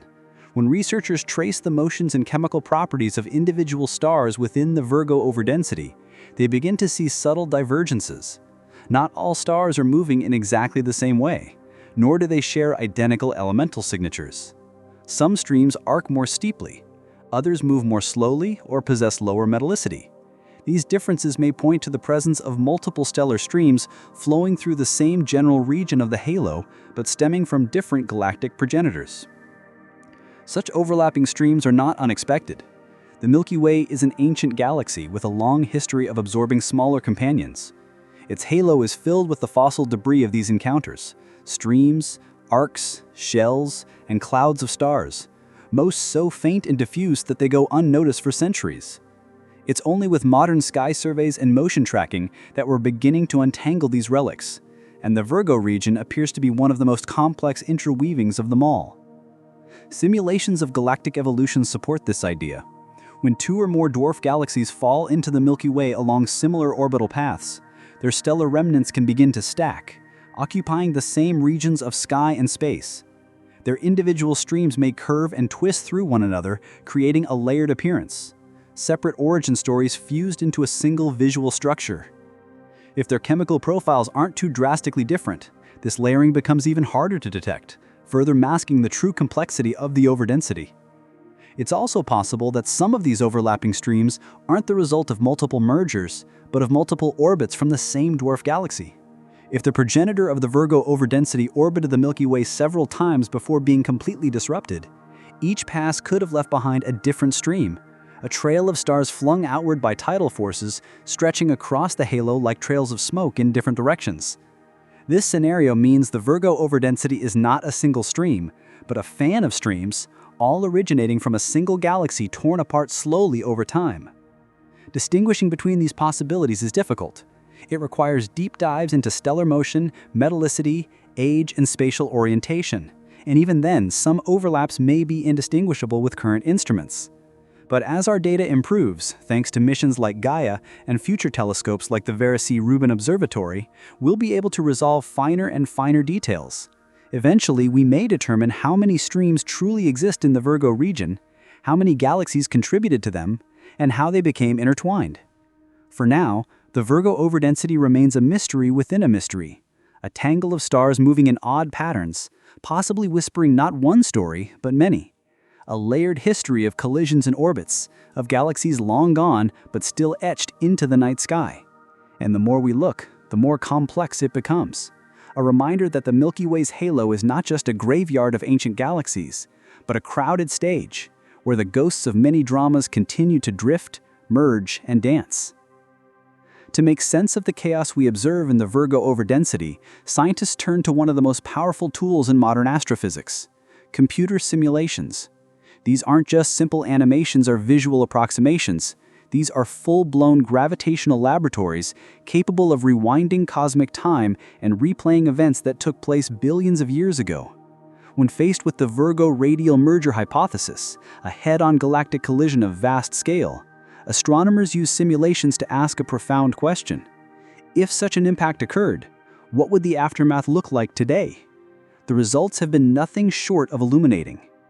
In these simulations, researchers begin by digitally constructing a dwarf galaxy, complete with a population of stars, gas, and a dark matter halo, and then set it on a radial trajectory aimed directly at a virtual Milky Way. The initial conditions are carefully crafted. The mass of the intruding galaxy, its velocity, its angle of approach, and even its orbital history are all variables. The Milky Way model itself includes the disk, bulge, halo, and its own massive dark matter scaffold. Once the simulation begins, gravity takes over.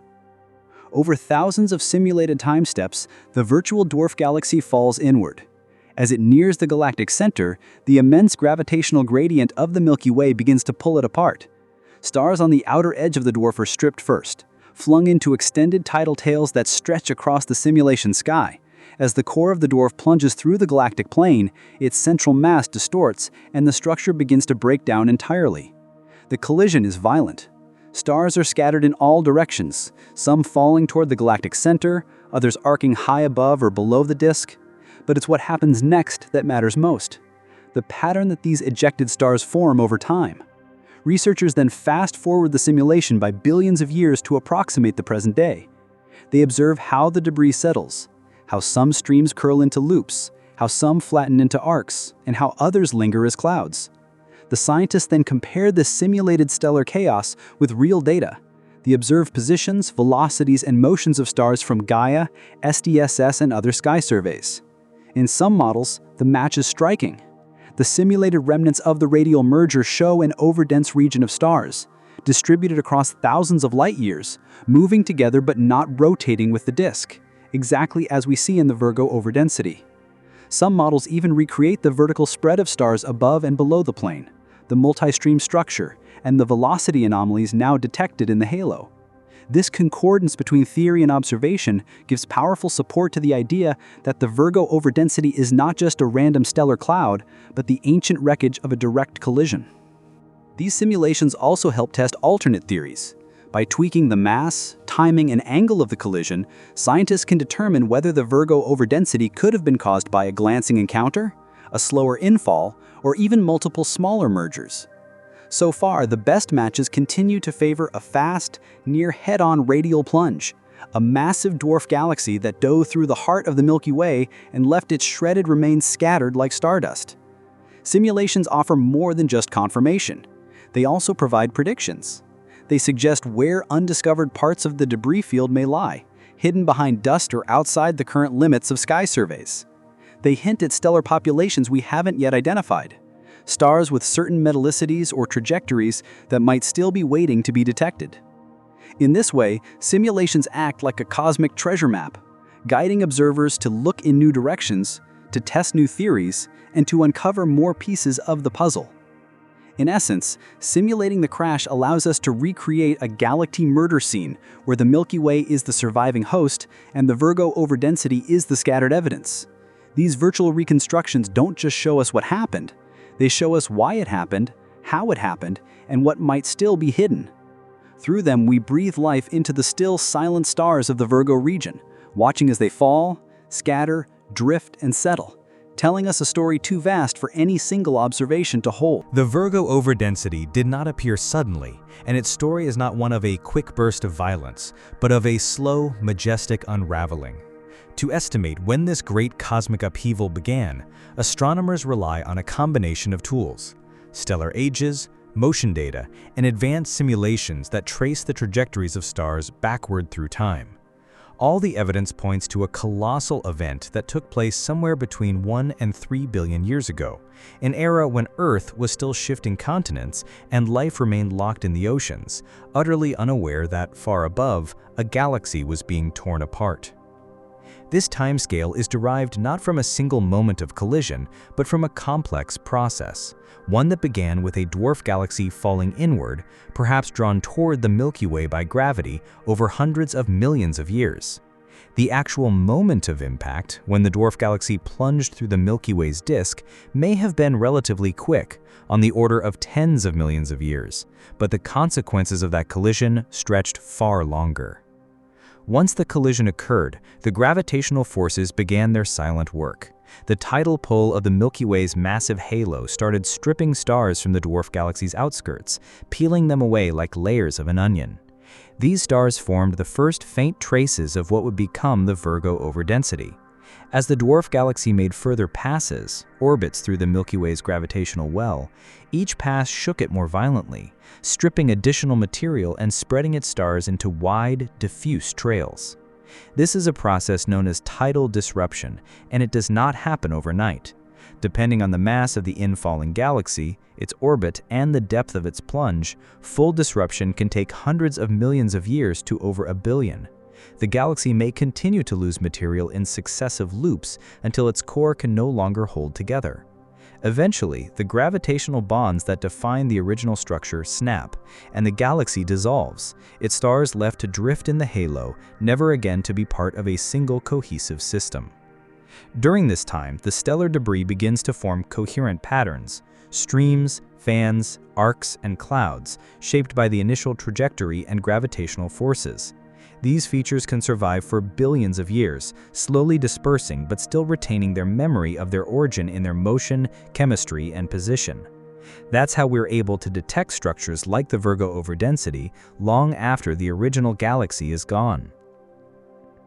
The fact that the Virgo Overdensity is still distinguishable today suggests that the disruption was not too ancient, yet old enough that the core of the progenitor is no longer visible. That places the likely age of the event firmly between 1 and 3 billion years ago, recent by cosmic standards, but long enough that the visible remnants had become stretched and warped, covering vast regions of the galactic halo. This also means that the Virgo Overdensity is still evolving. The stars that make up the overdensity are continuing to move, their paths subtly influenced by the Milky Way's gravity, by nearby structures, and perhaps even by dark matter subhalos. Over the next few billion years, the overdensity may continue to disperse, becoming ever more diffuse until it blends into the background of the galactic halo, its distinct identity erased, though not its influence. Thus, the timeline of destruction is not a single date stamped in history, it is a continuum, beginning with the slow descent of a galaxy into the Milky Way's gravity well, accelerating with a violent plunge through the disk, and unfolding across eons as its remains are scattered to the stars. What we see today in the Virgo Overdensity is a snapshot, frozen in one moment of that ancient, ongoing disintegration, a cosmic fossil still echoing the story of a galaxy that once was. When we look into the heart of the Virgo Overdensity, we do not see a tidy, compact dwarf galaxy. There is no visible core, no dense cluster of stars at the center, no surviving nucleus bound together by gravity. What we see instead is a diffuse spread, a haunting, ghost-like signature of something that used to be whole but is now utterly scattered. The galaxy that once existed here has been entirely digested, consumed by the Milky Way over the course of billions of years in a cosmic process as inevitable as it is violent. Galactic digestion is not a metaphor. It's a literal physical process in which the tidal forces of a massive galaxy stretch, tear, and eventually absorb a smaller companion. The Milky Way's gravitational field acts like an invisible predator, pulling stars out from the edges of an infalling dwarf galaxy and capturing them into its own halo. At first, only the outer stars are affected. These are the most loosely bound to the dwarf, and they're the first to be stripped away during the initial plunge. Over time, with each subsequent orbit through the Milky Way's disk and gravitational well, deeper layers are peeled off, like the layers of an onion, until nothing remains of the original structure. Eventually, even the core of the dwarf galaxy, the densest, most gravitationally cohesive region, succumbs. The galaxy's identity begins to vanish. Its stars are no longer bound to each other, but now to the larger potential of the Milky Way. They fan out in long tidal tails, arc into streams, or diffuse into clouds like the one we now call the Virgo Overdensity. And with enough time, even those structures begin to spread further, their motion slowly randomized by the interactions with the Milky Way's disk, spiral arms, and halo substructures. By the time we observe the Virgo Overdensity today, the original progenitor has disappeared completely. No dense globular cluster or stellar nucleus marks its location. There is no center in the usual sense, just a field of stars moving together in strange patterns like driftwood scattered across an ocean. This is a clear sign that the galaxy has been fully disrupted, its mass dissolved, its cohesion lost, and its remaining components fully incorporated into the broader halo. This state, complete dissolution, is the final stage of a dwarf galaxy once it falls into a larger galaxy. It's not unusual, in fact, it's expected. Our Milky Way is surrounded by the remnants of past mergers, some of which still retain their cores, like the Sagittarius dwarf galaxy, and some, like the progenitor of the Virgo Overdensity, which have no surviving trace of their original form. What makes the Virgo Overdensity particularly fascinating is that it retains its collective motion even after such destruction. Its stars still move together, still whisper of their shared origin, even though the gravitational bond that once held them has long since been broken. The total digestion of a galaxy isn't just about structural loss, it also represents a redistribution of matter and momentum. The stars of the Virgo Overdensity are now part of the Milky Way. They orbit its center, contribute to its halo mass, and blend into its stellar population. Their individual identities may fade over time, but as a group, they still trace a story that's billions of years old, a story that reveals not just where they are now, but what the Milky Way had to consume to become what it is today. The Virgo Overdensity, then, is not a living galaxy, it's a cosmic scar. A subtle yet enduring reminder of the galaxy that once was, now stretched thin across the sky. A ghost without a body. A song still playing long after the instrument has been broken. To unravel the mysteries of a long-vanished galaxy, astronomers turn to a process that's strikingly similar to a forensic investigation. Except instead of dusting for fingerprints at a crime scene, they study the stars themselves. Silent witnesses scattered across the Milky Way, each carrying clues encoded in their motion, composition, and position in the sky. This field is often called galactic archaeology, but in truth it's just as much galactic forensics, where every star becomes a data point in reconstructing a cosmic collision that took place billions of years ago. Imagine walking into a room where something dramatic happened long ago. There are no photographs, no video footage, no eyewitnesses, just scattered objects, cracked furniture, and debris. From this alone, you're expected to piece together the event. That's the challenge astronomers face when studying features like the Virgo Overdensity. The galaxy that caused it is gone, but the stellar debris remains, and every one of those stars is a clue. The process begins with kinematics, measuring how stars move. Thanks to missions like Gaia, scientists can track the exact velocities and directions of stars with exquisite precision. These motions aren't random. Stars that originated from the same system often share a common path through space, even after they've been gravitationally unbound. If a group of stars in the halo are all moving together in a strange, non-rotational direction, like those in the Virgo Overdensity, it hints strongly that they came from an external source. It's like finding shards of glass all pointing in the same direction across a floor. Something clearly shattered and scattered them. But motion is just one layer. The chemical fingerprint of each star is equally vital.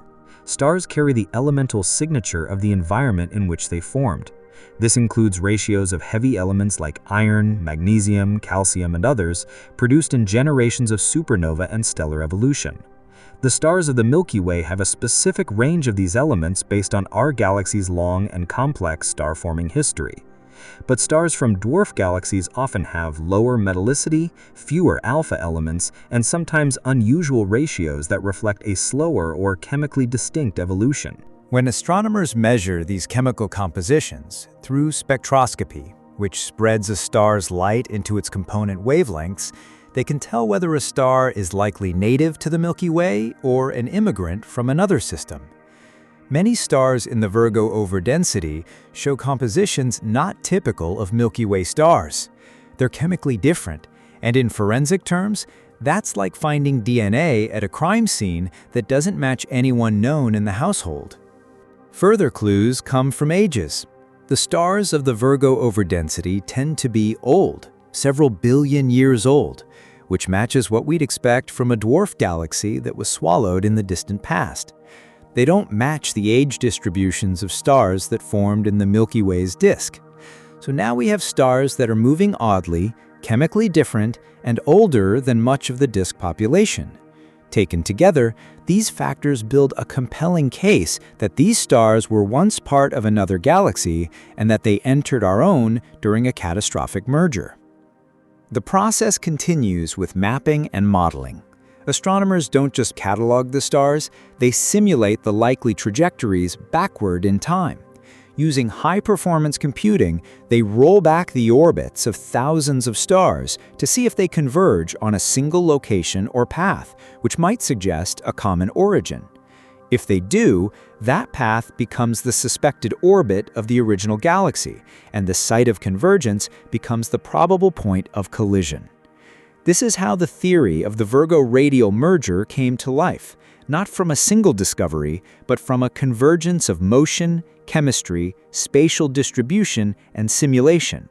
Like a crime scene investigator reconstructing the final moments of a forgotten event, astronomers pieced together the slow-motion impact of a dwarf galaxy plunging into the Milky Way, scattering stars like ashes across the halo. And perhaps most astonishing of all, we can do this across the entire sky. The Virgo Overdensity is just one puzzle among many. The Milky Way is littered with stellar evidence of past interactions, each feature a clue, each stream a testimony, each star a fragment of truth left behind by an event we never witnessed, but whose aftermath is all around us. In this way, the galaxy becomes a forensic archive, a silent record of collisions, mergers, and upheavals waiting to be read.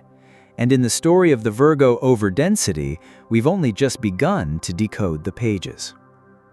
When we zoom out from the Virgo Overdensity and look at the Milky Way as a whole, a remarkable truth becomes clear. This galaxy we call home is not a singular, untouched creation.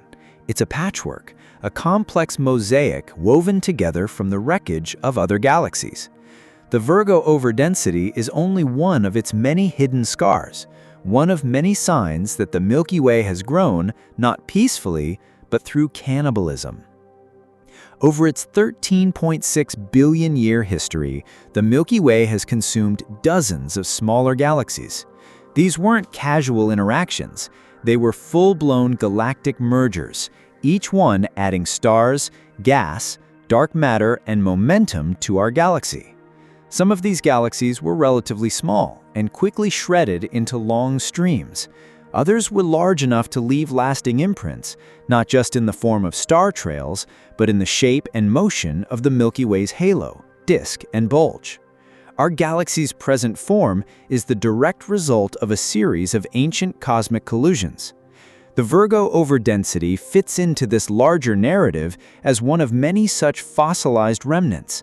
Others include the Sagittarius stream, the Gaia and Enceladus merger, the Sequoia event, and the Helmi stream, each a different dwarf galaxy swallowed and strewn across the galactic halo. The Sagittarius dwarf galaxy, for example, is still in the process of being digested today, wrapping around the Milky Way in a series of long, looping streams. Gaia and Enceladus, on the other hand, is believed to have collided with the Milky Way over 10 billion years ago, forming a major part of our inner halo and significantly altering the galaxy's early structure. Each of these mergers left behind specific clues. Some stars now orbit in the opposite direction of the galaxy's spin. Others cluster into streams or clouds that don't align with any galactic structure. Some chemically distinct populations reside deep in the halo, their compositions and kinematics whispering of foreign origins. These are the remains of the galaxies the Milky Way has devoured, and there are likely many more that we have not yet identified.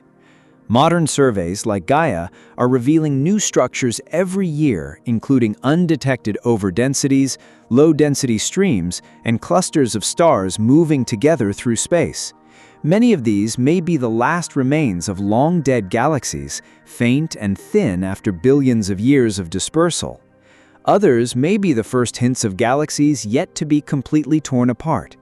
In fact, some simulations suggest that the Milky Way may have consumed as many as 50 or more dwarf galaxies over its lifetime. And this process isn't over.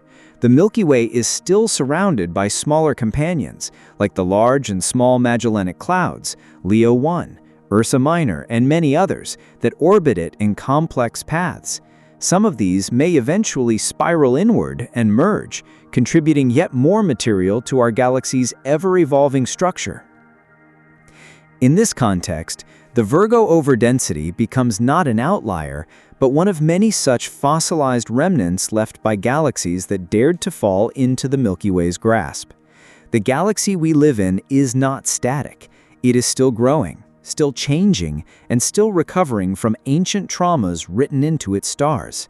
And every new overdensity we uncover, every hidden stream or chemical anomaly, is another chapter in this long story of galactic assimilation.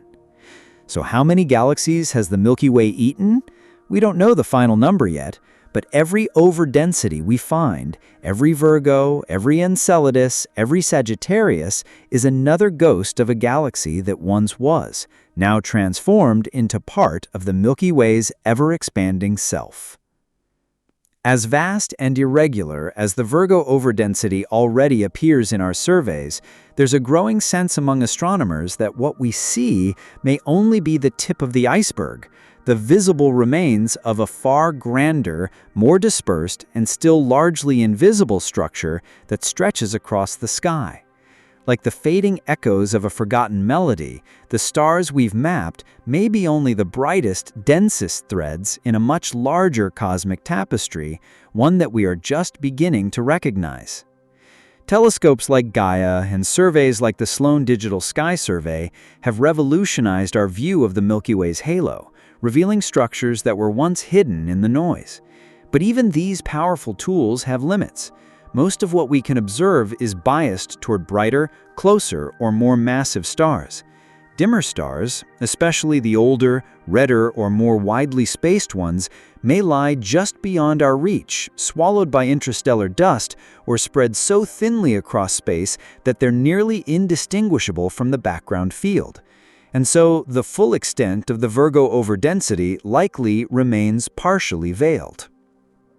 In simulations of galactic mergers, the stellar debris from a disrupted galaxy can stretch hundreds of thousands of light-years, forming diffuse halos and streamers that barely register even in deep-sky surveys.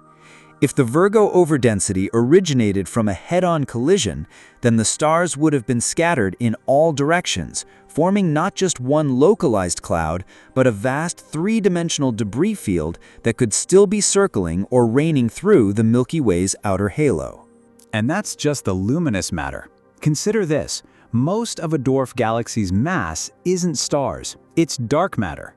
The gravitational structure that once bound the progenitor of the Virgo overdensity was likely built on an invisible skeleton of dark matter, which too was torn apart in the collision. Though we can't see this dark matter directly, it may have influenced the paths and patterns of the stars we now observe. And if dark matter was flung far and wide, then the accompanying stellar debris may have followed, creating distant, undetectable extensions of the overdensity. Some portions of the debris may also lie on the far side of the galaxy, obscured by the thick, light-absorbing dust of the galactic disk. Other fragments may have drifted so far from the main body that they appear as unrelated stellar streams, misclassified because their connection to the Virgo overdensity has yet to be recognized. Still others may be spread so thinly that they fall below the threshold of detection altogether, like the faint trails of smoke after a fire, long since dissipated into the air.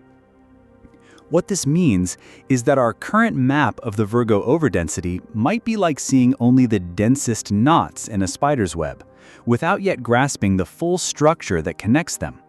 There could be multiple arms, looping streams, or shell-like features that radiate from the collision site in patterns we don't yet fully understand. The total mass involved may be far greater than we've currently estimated. The full shape may be far more intricate. Future telescopes, like the upcoming Vera C. Rubin Observatory, will dig deeper into the sky, uncovering fainter and more diffuse structures with unprecedented sensitivity. Combined with next-generation infrared and radio surveys, we may soon be able to trace the outermost wisps of the Virgo overdensity, and perhaps even identify hidden stellar components that have thus far escaped our notice. Until then, the invisible remains of the Virgo overdensity continue to haunt the Milky Way, unseen, uncounted, but not forgotten. They are the scattered ashes of a galactic ancestor, still drifting through space, still tied to a collision that rewrote a chapter of our galaxy's history. And like any forensic puzzle, the pieces we haven't yet found may be the ones that reveal the most.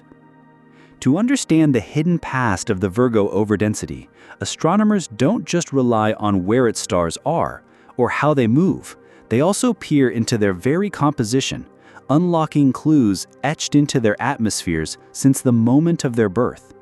This is the power of stellar chemistry, and in the case of the Virgo overdensity, it reveals a compelling story of foreign origin. When stars form, they do so from the gas clouds available in their environment, absorbing whatever elements are present at the time. These elements become a kind of stellar signature, a chemical fingerprint that the star will carry for the rest of its life. In galaxies like the Milky Way, where star formation has been ongoing for billions of years, that gas becomes enriched over time with heavier elements, known as metals in astronomical terms. These metals, things like iron, magnesium, and calcium, are forged in the cores of stars and scattered across space in supernovae explosions. As generations of stars live and die, the metallicity of the galaxy's gas increases. So when a new star forms in the Milky Way today, it tends to have a relatively high metal content because it was born from this enriched material. But stars that formed in smaller galaxies, like the dwarf galaxy believed to be the progenitor of the Virgo overdensity, tell a different story. These galaxies generally have much slower rates of star formation and less efficient recycling of heavy elements. As a result, their stars often exhibit low metallicity, meaning they contain far fewer of the heavier elements compared to typical Milky Way stars of similar age. Spectroscopic surveys of stars in the Virgo overdensity have revealed exactly this: a population of stars with unusually low metal content, inconsistent with what we would expect from stars formed in the Milky Way's disk or even in its native halo. Some of these stars also show distinctive ratios of alpha elements, like magnesium or silicon, which are created in Type II supernovae. The specific pattern of these ratios can tell astronomers not just how many stars lived and died in a galaxy, but how long it sustained star formation before it was disrupted. The Virgo overdensity stars don't match the chemical accent of the Milky Way. Instead, they resemble populations seen in known dwarf galaxies, systems that had their own isolated chemical evolution before being gravitationally assimilated. In fact, by comparing the detailed spectra of these stars with those from other known streams and dwarf remnants, astronomers can group them into ancestral lineages, tracing which galactic family they might have belonged to before being torn apart. This chemical distinction is powerful because it allows researchers to identify intruders even when the spatial or motion-based data is ambiguous. A star may look like it belongs to the halo, but if its chemical fingerprint is all wrong, too metal-poor, too alpha-rich, or lacking certain heavy elements, then it likely didn't form here. It's an outsider, a refugee from another world, quietly orbiting the Milky Way long after its home was destroyed. And this is where the story deepens. The Virgo overdensity, while just one structure among many, is part of a growing web of chemically distinct stellar populations scattered across the Milky Way. They serve as archaeological layers, chemical strata, that allow astronomers to piece together when different mergers occurred, how large the original galaxies were, and how they changed the Milky Way's chemical composition with each new infusion of stars. In this sense, the stars of the Virgo Overdensity are like ancient relics, not just drifting through space, but carrying elemental memories of their origins. They tell us not just that a galaxy was devoured, but what kind of galaxy it was, how it evolved, and even how long it existed before its final plunge into the Milky Way's gravitational grip. So when we study the chemistry of these stars, we aren't just learning about distant suns. We are reading the fossilized biography of a lost galaxy, one whose atoms were forged in a faraway place, and now, billions of years later, float through the Milky Way as shimmering echoes of an ancient, silenced voice. Understanding the Virgo Overdensity isn't just an exercise in cosmic curiosity. It's a profound step toward deciphering the fundamental story of how galaxies like the Milky Way form, grow, and evolve. Hidden within this ghostly cloud of stars lies a narrative that stretches across billions of years, a story that connects the life of a long-lost galaxy to the vast dynamic architecture of our own. And by studying it, we don't just learn about a single event. We gain insight into the very nature of galactic evolution across the universe. Galaxies are not static, monolithic structures. They are living systems, constantly reshaped by their environment and by interactions with others. The Milky Way is a perfect example. It didn't form all at once in a single burst of star formation. It assembled gradually, often violently, by merging with smaller galaxies over cosmic time. Each of these collisions, some gentle, some catastrophic, left marks on its structure, chemistry, and motion. The Virgo Overdensity is one such mark, and studying it helps reveal the method by which complexity arises in the universe. When we examine the Virgo Overdensity, we're looking at a moment frozen in the aftermath of a galactic collision, one that likely altered the flow of stars, the shape of the Milky Way's halo, and perhaps even the evolution of its disk. Every overdensity, every stream of stars, every chemical anomaly is a puzzle piece that, when combined with others, gives us a clearer image of how large spiral galaxies like our own are built not in isolation, but through the constant assimilation of smaller systems. Moreover, these interactions don't just shape the structure of a galaxy, they shape its star formation, its dark matter distribution, and even its gravitational stability. A major merger can trigger new waves of star formation by disturbing gas clouds. It can thicken the galactic disk or warp the spiral arms. It can stir up the dark matter halo and ripple through the stellar population, leaving behind signatures we can still detect billions of years later. In this way, the Virgo Overdensity isn't a minor feature. It's a living relic of the chaotic processes that made the Milky Way what it is today. And the significance goes beyond our galaxy. By understanding how features like the Virgo Overdensity formed and evolved, we refine our broader models of galactic assembly and interaction. These models are critical for interpreting what we see in distant galaxies, those that we cannot study in as much detail as the Milky Way. If we can read our own galaxy's history through its scars, we can better understand the universal patterns of galactic behavior, from the tiniest dwarfs to the largest ellipticals. There's also a deeply human element to this exploration.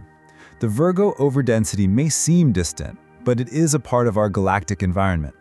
It exists in the same vast system where our sun was born, where Earth formed, where life emerged. In some distant way, the collision that created the Virgo Overdensity may have affected the dynamics of our local stellar neighborhood, even shaping the paths that eventually led to the creation of our solar system. Understanding it is, in some small but profound sense, understanding ourselves. So why does the Virgo Overdensity matter? Because it is a cosmic fossil, a story written in the stars about destruction and rebirth, about how galaxies grow by absorbing others, and about how the universe organizes itself through gravity, chaos, and time. By studying it, we peel back the layers of our galaxy's past and glimpse the ancient forces that shaped the sky above us and the planet beneath our feet. When we trace the long and intricate history of the Milky Way, it becomes clear that ancient galactic collisions didn't just sculpt its shape, they laid the very foundation upon which everything else was built, including the conditions that eventually gave rise to our sun, our planet, and life. The Virgo overdensity, though it may appear as a distant and disconnected structure, could very well be woven into the origins of our solar system in ways both subtle and profound. To understand this, we must consider how galaxy-wide events like mergers influence the entire galactic ecosystem. When a smaller galaxy plunges into a larger one, like the dwarf system believed to have created the Virgo overdensity, it sends shockwaves through the Milky Way's disk and halo.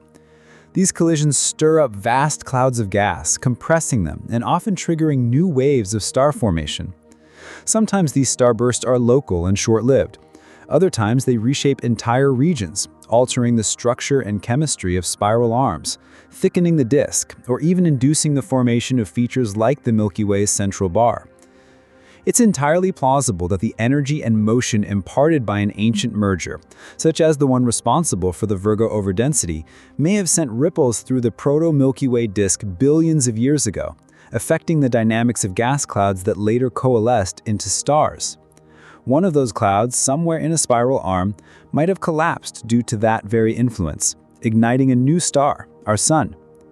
While we may never be able to point to a direct cause and effect link between the Virgo overdensity and the Sun's formation, these large-scale gravitational disturbances play a key role in shaping when and where stars form. In addition, galactic collisions contribute to the chemical enrichment of a galaxy. When smaller galaxies are consumed, they bring with them new populations of stars, but also interstellar gas and dust with unique chemical compositions. These get stirred into the galactic disk, changing the overall mixture from which future generations of stars will be born. The Virgo overdensity may have contributed to this enrichment in the past, either directly through its own gas or indirectly by stirring existing clouds and triggering mixing. The Sun itself formed from enriched material, heavy with elements like oxygen, iron, and carbon, elements that came from generations of previous stars, including those perhaps brought in by ancient mergers. Even the location of the solar system within the Milky Way might bear traces of these ancient interactions. The Sun orbits the galactic center in a relatively circular, stable path, but the structure of the disk, including its warps and thickness, has been shaped by multiple past mergers. The vertical oscillations of the Sun as it moves slightly above and below the galactic plane may be partially due to these disturbances. And if the Sun formed in a region that was compressed or rearranged by the long-term gravitational consequences of the Virgo merger, then in some very real way, that ghostly cloud of stars is part of our story. The idea that the Virgo overdensity may have helped define the environment in which our star, and ultimately we, came into being adds a layer of awe to its already haunting presence. It's not just a relic of a lost galaxy drifting far above the galactic plane. It's a piece of the same galactic history that led to the rise of the Earth, of life, of thought. We are, in a sense, children of the Milky Way, but also descendants of its collisions. So when we look up at the night sky and study features like the Virgo overdensity, we aren't just looking outward. We are, at the same time, looking back into the ancestry of our own existence. Because every scar in the galaxy is also a sentence in the cosmic autobiography that led, improbably, to us. The story of the Virgo overdensity may feel like a haunting remnant of the distant past, a ghost of a galaxy long gone, but it also offers a profound glimpse into the future of the Milky Way, because the processes that created this strange, sprawling cloud of stars aren't over, not for us, not for our galaxy. In fact, the cosmos is already scripting the next act in this long tale of cosmic cannibalism.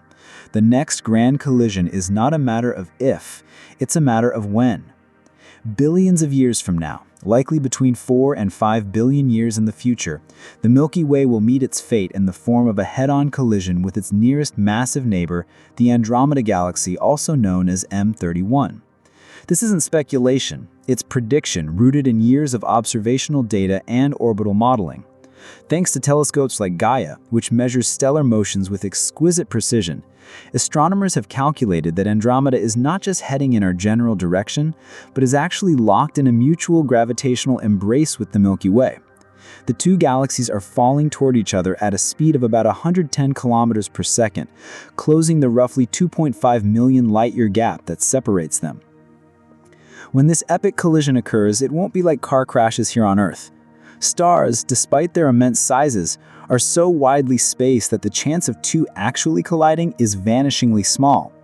But the galaxies themselves, made up not just of stars but of massive clouds of gas, dust, and vast halos of dark matter, will interact gravitationally in complex, violent ways. The first close approach will likely sling long tidal tails of stars and gas into space, triggering immense shock waves and gravitational turbulence across both galaxies. It's during these cosmic encounters that features like the Virgo Overdensity are born. We already know that collisions between galaxies can create dramatic stellar overdensities, radial shells, warps, and streams. We've seen this in simulations and observed it in real galactic mergers across the universe. The Milky Way and Andromeda will be no different. In fact, the sheer mass and velocity involved in their upcoming collision mean that the resulting structure will be a reshaped hybrid galaxy, likely an elliptical or lenticular galaxy, sometimes referred to in projections as Milkometa. Just as the Virgo Overdensity may be the fossil trail of a smaller galaxy that plunged into the Milky Way, the Andromeda-Milky Way merger will leave behind new stellar debris fields, overdensities, and possibly even massive shells or arcs of stars thrown into long radial orbits. In other words, future astronomers, if there even exist in this far-off time, may look up at the night sky and observe their own version of the Virgo Overdensity, a stellar monument to the ancient turbulent merger of two spiral giants. But this isn't a simple replay of the past. The Andromeda collision will be on a much larger scale than anything the Milky Way has ever experienced before. Most of the galaxies the Milky Way has consumed up to now have been dwarf systems, thousands of times smaller, weaker, and less massive. Andromeda, on the other hand, is our equal, if not slightly more massive. Its halo is comparable in size, its dark matter halo even more extensive, and its stellar population is rich and complex. When the two finally meet, the gravitational disruption will be so immense that the spiral structures of both galaxies will likely unravel completely, replaced by more randomized, elliptical distributions of stars. As they spiral into each other, Andromeda and the Milky Way will pass through several stages of interaction. The first flyby will stretch both galaxies, pulling stars from their outer disks and flinging them into intergalactic space. Many of these stars may never return, becoming stellar orphans, drifting in the void, remnants of the galaxy's tidal arms. Others will fall back inward, orbiting the newly merged galaxy in long elliptical loops. Over time, spanning perhaps 2 to 3 billion years, the galaxies will complete their merger, their cores coalescing into a larger central bulge, likely feeding a supermassive black hole at the center with infalling material. And along the way, new overdensities like Virgo will emerge, but these may be even larger, more chaotic, and more complex, shaped not by the ingestion of a single dwarf galaxy, but by the intermingling of two massive stellar systems with billions of stars and enormous clouds of molecular gas. What's more, the collision may ignite bursts of star formation as clouds of gas collide and compress. These starbursts could light up the galaxy like a cosmic firestorm, filling the skies of any surviving observers with new, brilliant stars born from the violence of galactic impact. In fact, this may be one of the few truly luminous phases in the galaxy's future, a swan song of stellar creation before it settles into a quieter, more stable shape. As this process unfolds, it's likely that the solar system itself will survive, although its galactic address will change drastically. Simulations suggest that our sun may be flung into a new orbit, farther from the center of the merged galaxy, perhaps thousands of light years from where it began. And depending on the angle and timing of the merger, the solar system may pass through dense stellar regions, increasing the chance of nearby supernovae or gravitational nudges from passing stars. It's a celestial journey into the unknown, and one that's part of the same evolutionary path that gave rise to the Virgo Overdensity. So yes, what happened once will happen again. The process of galactic digestion, distortion, and rebirth is not over. It is the way galaxies live and die. The Virgo overdensity is not merely a curiosity of the past. It is a mirror, a reflection of what lies ahead. And somewhere in the distant future, perhaps 5 or 6 billion years from now, a new civilization, if one exists, may map the scars left by Andromeda's collision and find in their sky an overdensity of stars moving in unusual patterns, a cloud stretching across the galactic halo formed long ago in the wake of a great and ancient impact. And they might wonder, just as we do now, where it came from, what it means, and how it changed everything. The Milky Way is a beautiful but complicated structure. Between us and the stars of the Virgo overdensity lies a veil, a thick fog of interstellar dust and gas that stretches across much of our galaxy's disk and obscures the light of countless distant objects. This dust absorbs and scatters visible light, making it extremely difficult to observe what's happening behind it using standard optical telescopes. For a long time, regions like the one housing the Virgo overdensity were largely invisible to us, their stars drowned in the muddy, light-swallowing curtain of the galactic plane. But astronomers, ever persistent, have developed ways to peer through this cosmic fog using the power of infrared and spectroscopic observations, techniques that have dramatically enhanced our ability to detect, map, and understand structures hidden behind the veil of dust. In the case of the Virgo overdensity, these tools have proven essential in bringing its stars out of the darkness and into focus. Infrared light, unlike visible light, has a longer wavelength. That means it can pass through dust more easily, slipping between the fine particles that block shorter wavelength light. Just as radio signals can pass through walls that would block visible light, infrared can penetrate the dense molecular clouds and dusty regions that fill our galaxy. This makes infrared surveys crucial for examining any feature embedded within or located beyond the galactic disk, especially faint or distant stellar structures like the Virgo overdensity.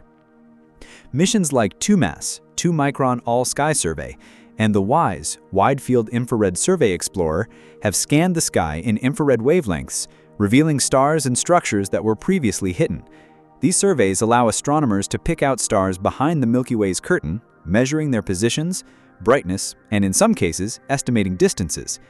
Through this method, parts of the Virgo overdensity that lie behind thicker dust layers can finally be studied, filling in gaps in our understanding of its full extent. But infrared light alone isn't enough. To truly understand the Virgo overdensity, where its stars come from, how they move, what elements they contain, we need to look at spectroscopy. Spectroscopy involves breaking down a star's light into its component colors, its spectrum, and analyzing the patterns that emerge. Each chemical element absorbs and emits light at specific wavelengths, so a star's spectrum acts like a barcode of its composition. Even for stars hidden in dusty regions, once their infrared light reaches us, we can pass it through spectrographs to decode their chemical fingerprints. This allows astronomers to identify whether a star is metal-rich or metal-poor, young or old, and even what kind of environment it likely formed in. Using spectroscopic techniques, researchers can also measure a star's radial velocity, how fast it's moving toward or away from us. When combined with Gaia's proper motion data, which tracks motion across the sky, spectroscopy helps build a three-dimensional map of a star's trajectory through space. For the Virgo overdensity, this is critical. Its stars are not just gathered in one place, they are moving together in unusual radial orbits that suggest a past galactic collision. Without spectroscopy, we'd only see static dots. With it, we see motion, momentum, and history. More advanced infrared spectroscopic surveys like Apogee, the Apache Point Observatory Galactic Evolution Experiment, have gone even further. Apogee is designed to work in the near-infrared, specifically so it can observe stars obscured by dust. By collecting high-resolution spectra for hundreds of thousands of stars, many of them in regions heavily veiled by interstellar matter, it has brought into view new members of the Virgo overdensity that had previously escaped detection. This helps refine the structure's shape, motion, and chemical properties, and adds weight to the theory that it came from a foreign, long-disrupted galaxy. Still, challenges remain. Not every dusty region is equally penetrable, and even with infrared and spectroscopic tools, some parts of the Virgo overdensity may still lie hidden, especially in zones where the dust is densest or where stellar densities are low. But with each passing year, as instruments improve and new surveys begin, we inch closer to a complete portrait of this structure. No longer just a mysterious blotch on the map, but a detailed and dynamic relic of cosmic history. New missions on the horizon, like the James Webb Space Telescope and the Vera C. Rubin Observatory, promise even greater sensitivity in these critical wavelengths. With Webb's powerful infrared capabilities, astronomers hope to identify even fainter, more distant stars associated with the overdensity. Meanwhile, Rubin's wide-field surveys will help trace its sprawling outskirts and identify streams that stretch far beyond current limits. In essence, by combining infrared vision and spectroscopic precision, we've learned to lift the veil on some of the Milky Way's most elusive structures, and in doing so, we've brought the Virgo overdensity out of the shadows, proving that even the most hidden remnants of ancient galactic collisions can still speak, if we know how to listen. Even as our understanding of the Virgo overdensity grows more sophisticated, a fascinating truth remains. Not all astronomers agree on what it actually is.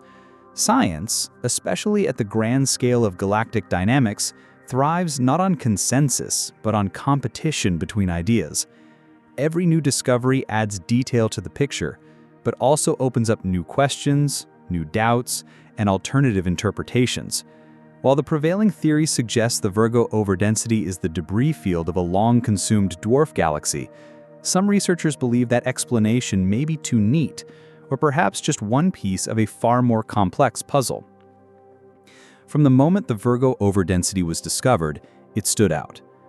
Its structure was sprawling, irregular, and scattered across thousands of light years, moving in ways that broke the expectations of classic galactic rotation.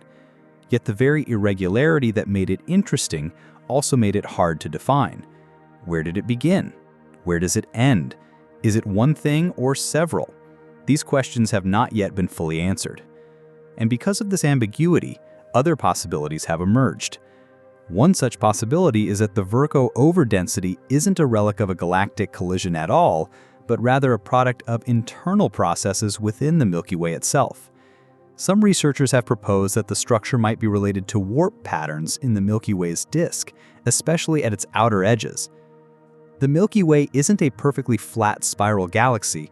Its disk actually bends and warps, undulating in subtle but measurable ways, much like a ripple in a pond. These warps can create overdensities in certain regions of space, where the local geometry concentrates stars more densely than average, especially when viewed from Earth's location inside the galaxy. In this view, the Virgo overdensity might not be an external intruder, but rather a natural ripple in the galactic fabric, a warped flare or fold in the Milky Way's disk that just happens to mimic the behavior of a tidal debris cloud. Warps like these are not uncommon. Many spiral galaxies show signs of bending or twisting in their outer disks, sometimes due to interactions with satellite galaxies, sometimes due to asymmetries in the dark matter halo. If the Virgo overdensity is tied to one of these internal deformations, it might be a sign not of a past merger, but of ongoing gravitational tension in the Milky Way's disk. Another theory points to spiral arm anomalies.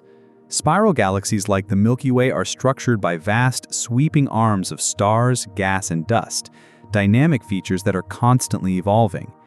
These arms are not fixed, they are density waves, meaning that material flows into and out of them over time. Sometimes these arms are irregular or fractured, creating clusters, arcs, and overdense regions that can mimic the appearance of a stellar stream or merger remnant. Some astronomers argue that the Virgo overdensity could be an unusually shaped spur or bifurcation of a spiral arm, an internal substructure born not from a collision, but from the fluid dynamics of the galactic disk. There's also a more exotic possibility: dark matter substructure interactions. In this model, the Virgo overdensity could be a visible effect of a dark matter clump or subhalo passing through the Milky Way. Though dark matter can't be seen directly, it exerts gravitational force. If a dense blob of dark matter passed through or near the galactic disk, It could disturb the orbits of stars, creating a ripple or wave that manifests as an overdensity. These gravitational scars could persist long after the dark matter subhalo has moved on or dissolved. In fact, some simulations suggest that features like the Virgo overdensity could arise without any stars being directly imported, just stars already in the Milky Way responding to invisible gravitational tugs.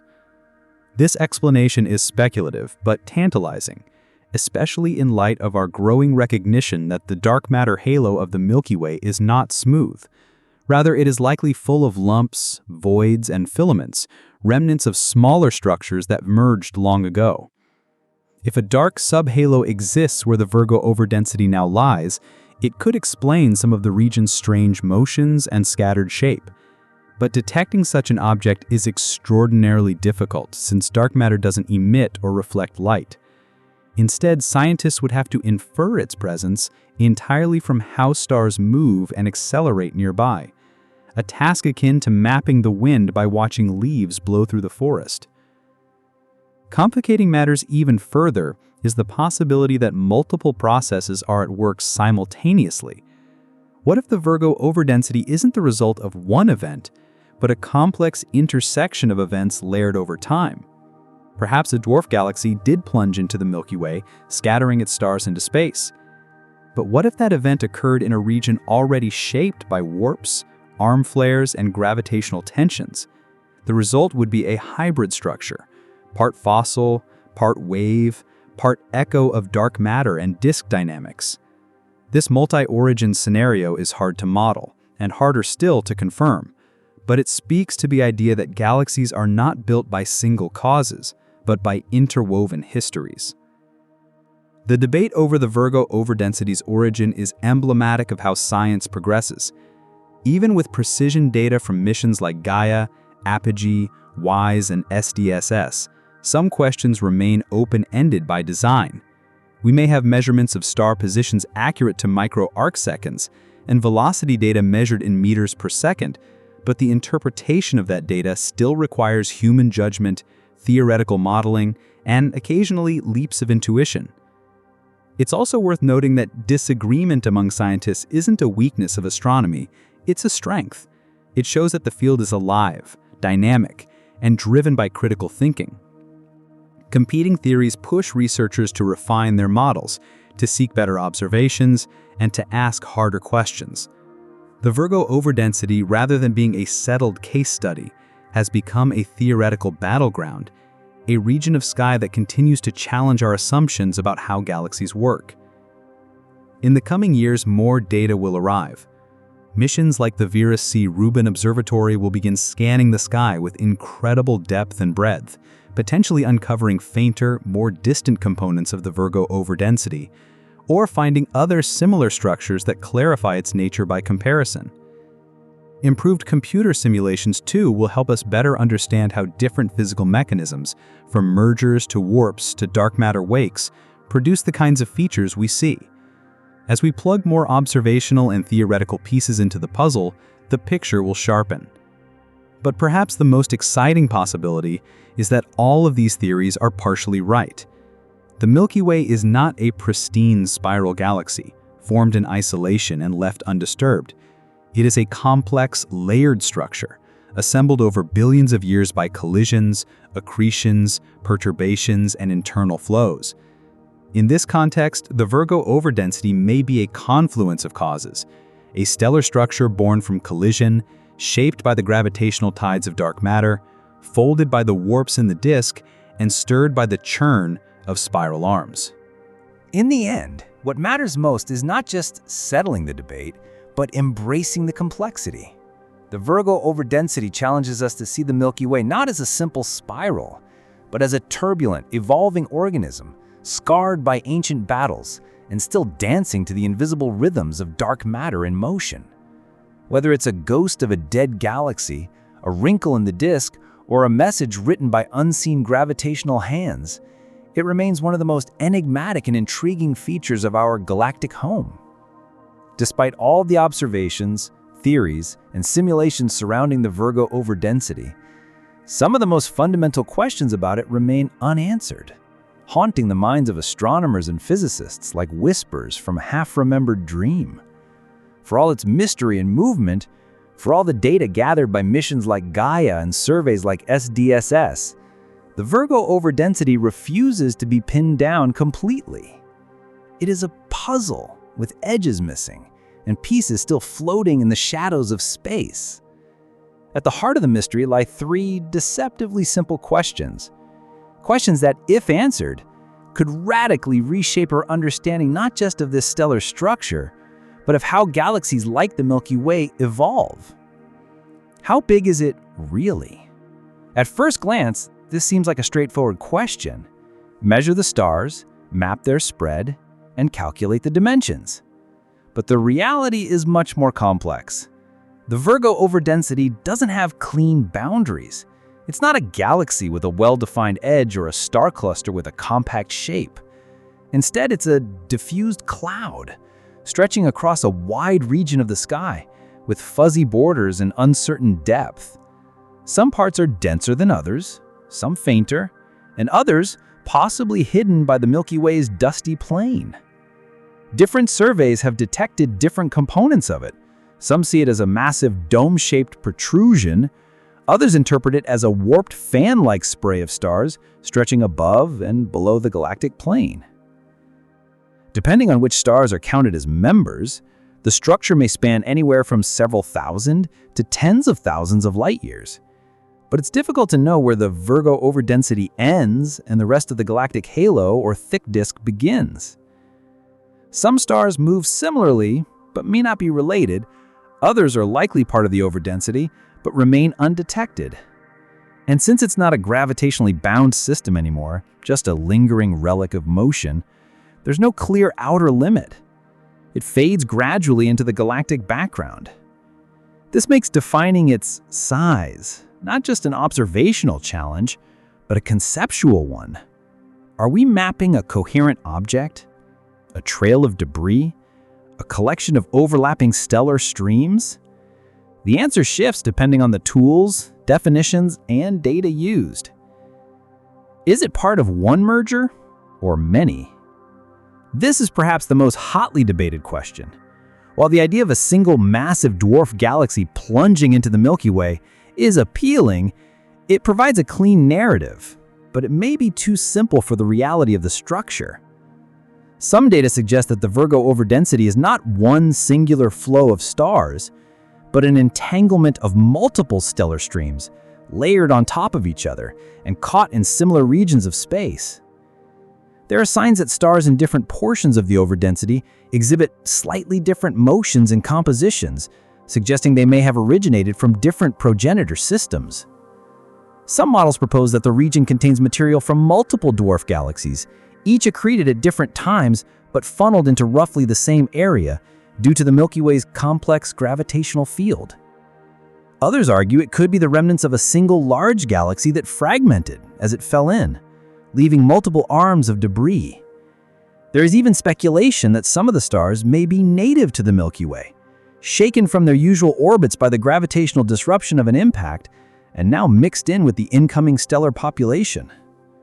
Without a clear signature of a surviving core or nucleus, something that could definitively tie all the stars together as descendants of a single galaxy, the question remains, is the Virgo overdensity the fossil of one collision, or the scar left by a series of encounters, each smearing out another layer of history into the same corner of the galactic halo? What was the exact trajectory of the original galaxy? If the Virgo overdensity is indeed the aftermath of a galactic merger, whether one or several, then retracing its path is critical to understanding how the Milky Way interacts with smaller systems and how such collisions shape its structure. But that trajectory is still a matter of active reconstruction, like charting the path of a stone dropped in a pond after the ripples have already faded. Current simulations suggest the Virgo progenitor may have entered the Milky Way on a radial path, plunging more or less directly into the galaxy's center rather than skimming along a tangential orbit. This kind of trajectory would explain the wide spray of stars, dispersed by the sudden gravitational jolt of passing through the dense inner parts of the galaxy. But even that is not fully certain. Was the orbit truly head-on, or was it inclined? Did it pass through the disk once or multiple times? How fast was it moving, and how massive was it at the time of collision? The answers to these questions determine not just where the stars ended up, but how much they influence the Milky Way's own structure.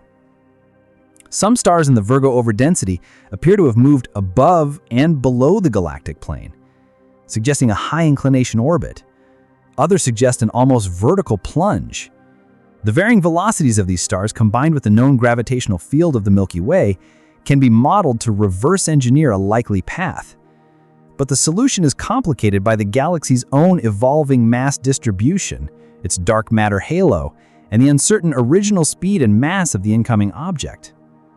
Moreover, if the Virgo Overdensity consists of multiple streams, each from different sources, then each would have its own trajectory, a crisscrossing web of orbits that converge by chance and appear as a single overdense region. Disentangling these overlapping paths is like trying to reconstruct a traffic accident by examining scattered pieces of debris, each from a different vehicle, all left on the same stretch of road. These open questions aren't just academic. They're fundamental to galactic archaeology. Knowing how big the Virgo Overdensity is tells us how massive its progenitor was and how much mass the Milky Way can absorb without disruption. Knowing whether it came from one merger or many informs our understanding of how chaotic or ordered our galaxy's assembly history has been. And understanding its trajectory tells us how such collisions unfold, whether they tend to happen along certain preferred paths due to the structure of the local group, or whether they're more random, driven by broader cosmic flows. In many ways, the Virgo Overdensity is a living question mark. Every telescope aimed at it, every star plotted, every model run, each brings us a step closer to clarity, but never quite closes the book. It is both a landmark of galactic evolution and a reminder of how much we still don't know. And perhaps that's why it remains so compelling. It doesn't just answer questions, it raises better ones. The Milky Way glows silently above us, a silver ribbon stretching across the night sky. It looks peaceful, eternal even. But behind that quiet shimmer lies a far more turbulent story. Our galaxy is not a pristine, untouched creation. It is a survivor, a vast celestial body sculpted by violence, rebuilt by chaos, and haunted by memory. Its arms are not just spirals of stars, they're twisted records of encounters long past. Its halo is not just a haze of ancient light, it is a graveyard of fallen galaxies. The Milky Way, for all its beauty, is a galaxy with scars. The Virgo Overdensity is one such scar, but it is not alone. All around the galaxy, the remnants of other ancient collisions drift silently. The Sagittarius stream, winding like a ribbon through the halo. The Hercules Aquila cloud, veiled by dust but pulsing with stars on strange orbits. The Gaia Enceladus sausage, a feature so recently discovered it still shakes the foundation of galactic models. These are not isolated anomalies. They are battle wounds, each left by a separate dwarf galaxy that once soared through space only to be torn apart and consumed by the Milky Way's relentless gravity. We now know that dozens of such mergers have occurred. Some were small, subtle events, barely disturbing the galactic disk. Others were cataclysmic impacts, flinging stars in all directions and reshaping the very architecture of the Milky Way. Over time, each new collision added not just stars, but motion, chemistry, and complexity, mixing old and new into the swirling tapestry of our galaxy's present form. Yet these scars are often hard to see. Like ancient ruins buried beneath a modern city, they are hidden beneath layers of time and motion. Stars from long-absorbed galaxies have been pulled into the halo, smeared across the sky, or flung into strange orbits that no longer remember their origin. But astronomers, acting as cosmic archaeologists, have learned how to read these clues. They track the stars' velocities, measure their compositions, and map their locations in three-dimensional space. From this data, they reconstruct the past, And what emerges is a portrait of a galaxy built on the bones of others. Sometimes the scars are deep. The Gaia and Enceladus merger, for instance, is thought to have occurred roughly 8 to 11 billion years ago, a violent encounter with a large dwarf galaxy that altered the very shape of the Milky Way's inner halo. It may have triggered the formation of the thick disk and helped define the spin of our galaxy. It left behind not just stars, but dynamical signatures, stars on highly eccentric, sausage-shaped orbits that are still detectable today. Other times, the wounds are more recent. The Sagittarius dwarf galaxy is still in the process of being digested, its stars now forming multiple tidal streams that wrap around the Milky Way like threads on a spinning loom. Observing these streams in real time gives us insight into the mechanics of mergers, the tug-of-war between galaxies, and the eventual fate of satellite systems in our own backyard. Each of these structures, the Virgo Overdensity, the Sagittarius stream, the Gaia sausage, is like a chapter in the Milky Way's secret biography. They tell of events that happened long before Earth existed, long before the sun had formed, long before any human would look up and wonder. And yet, these ancient collisions shaped the galaxy we live in today. Without them, the Milky Way might be smaller, quieter, or structured in a completely different way. Without them, perhaps the sun would never have formed where it did. Perhaps life as we know it would never have arisen. There is a certain poetry in that realization, that we are not just citizens of a galaxy, but children of its violent past. We are born from stardust, yes, but also from the echoes of destruction, the aftershocks of mergers, the ashes of cosmic ancestors that gave up their form to build something greater. And this isn't just true of the Milky Way. All across the universe, galaxies carry their own scars. Some have double nuclei, evidence of two cores that have not yet merged. Others have long tails of stars formed when gravity stretched them like molten grass. Some are shaped like rings, formed by collisions that sent shock waves through their disks.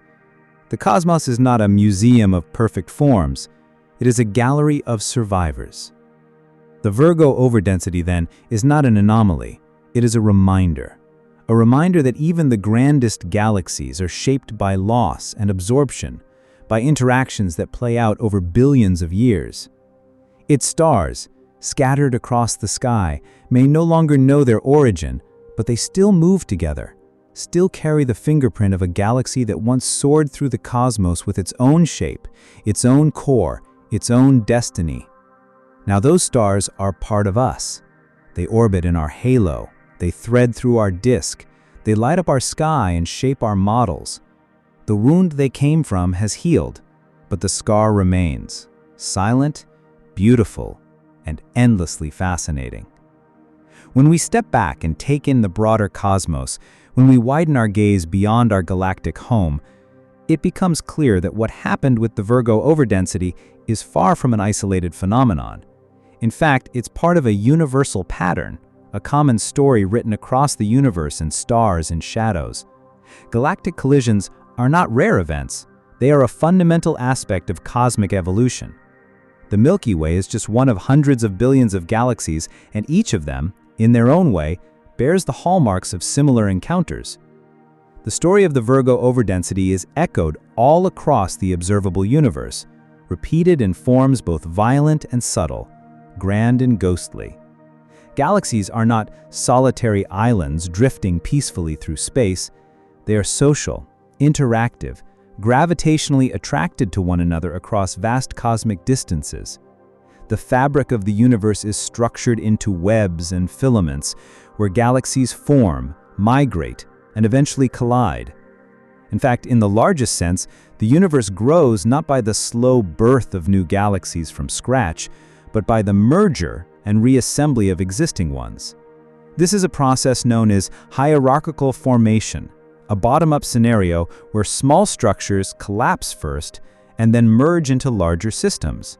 Dwarf galaxies become medium galaxies, and medium galaxies become giants.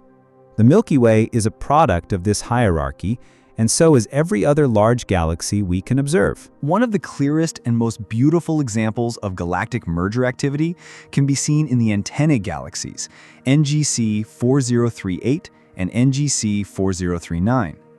These two spiral galaxies are currently in the middle of a cosmic collision, their cores drawing closer while vast tidal tails of stars and gas are pulled outward by gravity. These tails, made of stars stripped from their original orbits, resemble long antennae, hence the name. Within the chaotic environment of this merger, intense star formation is igniting, fueled by the collision of gas clouds. This starburst activity is a hallmark of major mergers. Violent encounters often trigger waves of new starbirth, lighting up the night with millions of young blue stars. Another stunning example is NGC 7252, sometimes called the Atoms for Peace galaxy because of its resemblance to atomic structure. This elliptical galaxy shows clear signs of having undergone a major merger in the past, with faint loops and tidal features circling its bright core, remnants of stars tossed into new orbits during the collision. What's particularly notable about NGC 7252 is that it's a post-merger remnant, a galaxy that has already absorbed its companion and is now settling into a new form. It reminds us that even though collisions are dramatic and destructive, they also lead to rebirth and transformation. There's also the Whirlpool Galaxy, M51, a spectacular face-on spiral galaxy interacting with a smaller companion. The gravitational tug-of-war between them has triggered well-defined spiral arms filled with bright star-forming regions.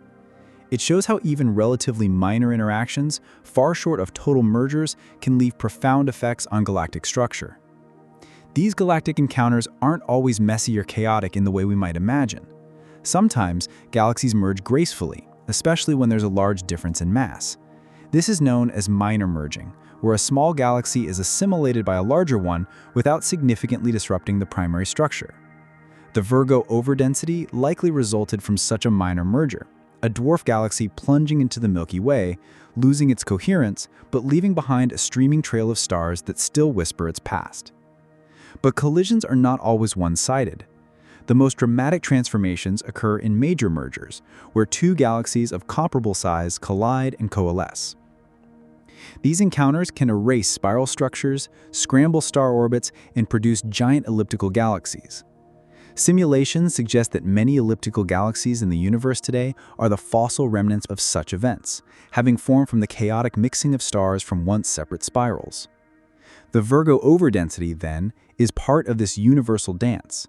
It may seem distant, almost ghost-like from Earth, but it participates in the same dynamics we observe in the antennae, the whirlpool, or even the ultra-distant galaxies captured in deep field surveys. What makes it unique is not that it exists, but that we can study it from the inside. Most of the time we observe galactic mergers from afar, watching as distant systems twist and tumble in slow motion across millions of years. But with the Virgo Overdensity, we're observing the after effects of a galactic collision from the inside of the debris field itself. It's like living in the crater of an ancient impact, slowly piecing together what happened from the inside out. More recently, astronomers have uncovered evidence that galaxies in the early universe underwent even more frequent and dramatic mergers than those we see today. In the young cosmos, just a few billion years after the Big Bang, galaxies were smaller, denser, and often swimming in streams of cold gas. This made them prone to violent interactions and rapid growth. Deep space observations from telescopes like Hubble and soon from the James Webb Space Telescope have revealed chaotic, clumpy galaxies, full of irregular structures and glowing with intense starburst activity, likely a result of constant merging activity. By comparing these distant galaxies with systems like the Milky Way and the Virgo Overdensity, astronomers can trace a cosmic timeline, from the frantic mergers of the early universe to the slower, quieter consumption of dwarves in the present day, to the future collision between the Milky Way and Andromeda set to occur in about 4.5 billion years. This future encounter will likely erase the familiar spiral structure of both galaxies, creating a new elliptical remnant sometimes jokingly referred to as Milkomeda. And when that collision happens, when Andromeda and the Milky Way crash into one another, it will generate new overdensities, new streams, and new scars. Observers from some other corner of the universe, billions of years from now, may look upon the aftermath of that great merger and puzzle over it, just as we do with the Virgo overdensity. Perhaps they'll study the stars that were once part of our solar system, trying to determine where they came from, how they were flung across space, and what that tells them about their own galactic history. In this sense, the Virgo overdensity isn't just a curiosity, it's a cosmic Rosetta Stone, helping us decode the language of galaxy formation and interaction. It teaches us that no galaxy is truly stable or unchanging. All are shaped by what they absorb, what they collide with, and what they survive. The stars we see today, quietly orbiting in strange patterns across the sky, are the echoes of past violence and the building blocks of future structures. So, while the Milky Way may just be one galaxy among billions, its scars are not unique.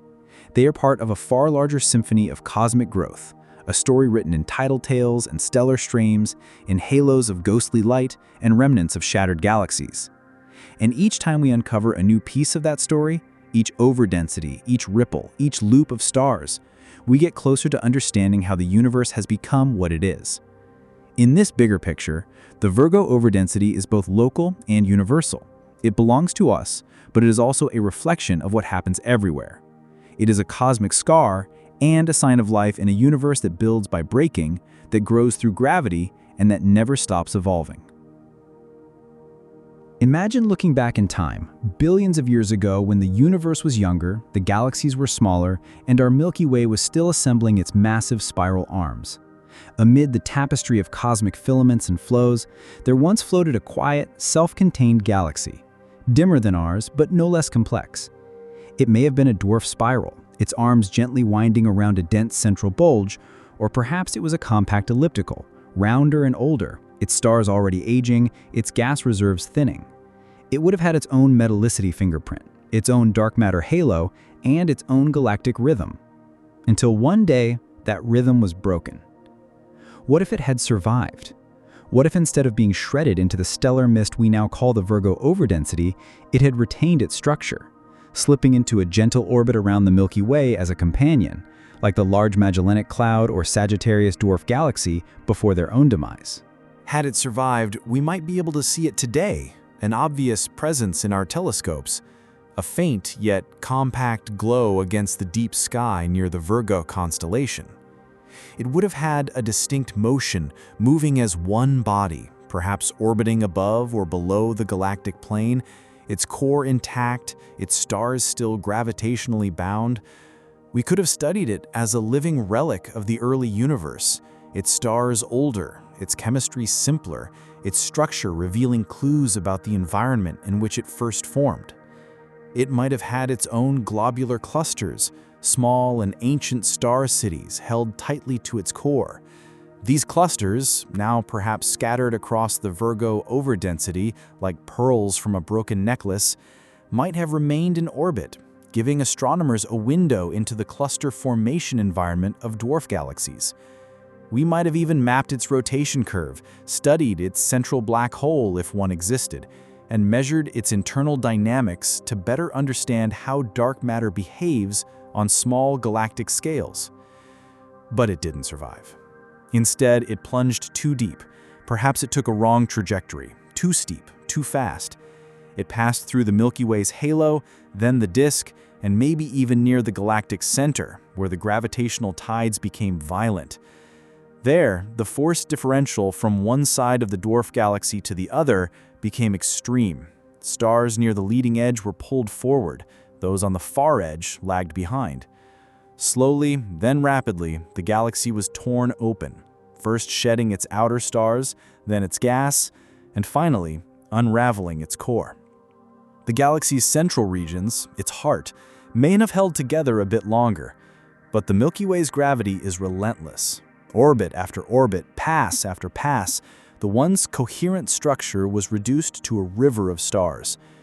Over time, these stars began to phase mix, spreading along the path of the original orbit, forming tidal arms, then streams, then diffuse overdensities like the one we now detect. What we observe today, this broad, cloud-like smear of stellar density near Virgo, is not a galaxy, but the memory of one. The gravitational cohesion is gone, but the kinematic memory remains. The The stars still move together, tracing the faint outline of a ghost that once had shape, mass, and maybe even a system of its own worlds. And that's part of the tragedy and the poetry of galactic mergers. The structures don't just vanish, they dissolve, melt, and fade into the broader body of their captor. The stars are not destroyed, they are reassigned, repurposed into the architecture of something larger. And yet their shared motion, like synchronized dancers whose music was interrupted, remains as a clue, a thread to tug on, leading back to the moment of dissolution. If the dwarf galaxy had survived, perhaps we'd have an easier time understanding its mass, its orbit, and its chemical history. But in a way, its destruction offers something more profound, a chance to witness galactic evolution in motion. We don't just see the galaxy, it becomes part of our own. The Virgo overdensity is not an other anymore, it's a contribution. It's a strand of DNA added to the Milky Way's growing genome. The stars it brought now orbit with us. They may be above the plane, far out in the halo, or drifting on wild radial paths, but they're part of the same gravitational family now. This process, the tearing down and folding in of smaller galaxies, is not just how the Milky Way builds itself. It's how the entire universe matures. Galaxies are born small and hungry. They grow by swallowing. They become massive not by isolated accumulation, but by violent acquisition. If we rewind time far enough, all large galaxies were once dwarfs. And if we fast forward far enough, all galaxies will eventually become something else, larger, rounder, redder. Even the Virgo overdensity, despite being a remnant of a loss, is simultaneously a gift to the future. It's worth reflecting on that. Somewhere within the Virgo overdensity are stars that were once near the heart of a smaller galaxy. They orbited a different center. They may have seen that galaxy's version of a night sky. Perhaps some of those stars once had planets, maybe even life, fleeting and fragile, cut short by the chaos of gravitational collapse. Those systems are gone, their structure erased, but their light persists and their motion endures. And in studying them, we're not just understanding how galaxies behave, we're hearing echoes of entire star systems, once isolated, now intermingled with ours. What if that galaxy had survived, it would have stood apart. But because it didn't, its stars are now our own. And in many ways, that makes the Virgo overdensity not a footnote in our galactic story, but a chapter of identity. It is a piece of what makes the Milky Way what it is today, a galaxy with depth, with memory, and with scars that shine. Beneath the graceful sweep of the Milky Way's spiral arms lies a secret. Our galaxy is littered with the hidden remains of ancient collisions, ghosts of galaxies that came too close and were never seen again in their original form. These galactic cannibalizations are not only part of our history, they are part of our current structure. We are, quite literally, living inside a cosmic graveyard, and every new observation with modern instruments continues to uncover more stellar wreckage woven into the fabric of the sky. To the casual observer, the night sky may look like a serene and timeless arrangement of stars. But to astronomers, especially those working with missions like Gaia, Sloan Digital Survey, and Pan-STARRS, it is a roiling sea of motion, full of trails, arcs, blobs, and waves. These are the visible remnants of past galactic mergers, tidal streams, and disrupted companions, written in the stars themselves. They don't stand out easily. They're not bright, centralized galaxies glowing against the black. Instead, they are faint, diffuse features, often only detectable through their collective motion or subtle density. These features are known as stellar streams, and they are among the most striking evidence of ongoing galactic evolution. Picture a long, curved ribbon of stars arcing thousands of light-years across the sky. That's a stellar stream, formed when a smaller galaxy or globular cluster is gradually pulled apart by the Milky Way's gravity. The leading edge of the satellite is tugged forward, the trailing edge lags behind, and over millions of years, a long line of stars is smeared across the halo. These stars continue moving in roughly the same orbital path as their progenitor, forming a trail that tells a story of destruction. The Gaia-Enceladus merger is particularly important. It's believed to have occurred around 10 billion years ago, early in the Milky Way's formation. The galaxy that merged with ours may have been massive, possibly as large as a quarter the mass of the Milky Way at the time. The stars left behind are chemically distinct, low in metallicity but relatively old, and their presence helped shape what we now call the interstellar halo. Some even suggest that this collision helped thicken the Milky Way's disk, disturbing its structure and influencing subsequent generations of stars. What these discoveries show is that our galaxy is not a smooth, uniform object. It's more like a cosmic collage, pieced together from many sources, each with its own history, chemistry, and trajectory. And while some of these sources have been completely disrupted, leaving only scattered stars, others leave behind longer-lasting features like clouds, clusters, and even warped structures. The Hercules-Aquila cloud and the Virgo stellar stream, not to be confused with the Virgo overdensity, are two such examples, large, diffuse regions of stars that don't follow typical disk dynamics. Their orbits suggest they were once part of satellite systems that got pulled apart. Meanwhile, the Monoceros ring, a rippling ring of stars wrapping around the outer disk, may have formed from a satellite passing near the galactic plane, sending oscillations through the stellar population like a stone skimming water. Even more curious is the idea that the galactic disk itself is warped and flared, possibly due to gravitational interactions with past intruders.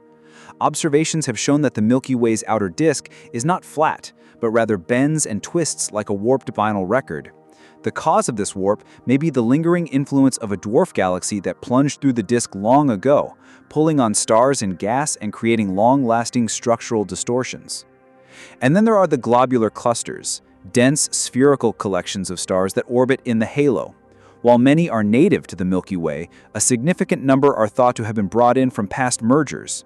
These clusters often follow orbits similar to known streams, and their chemical fingerprints match those of stars thought to be from other galaxies.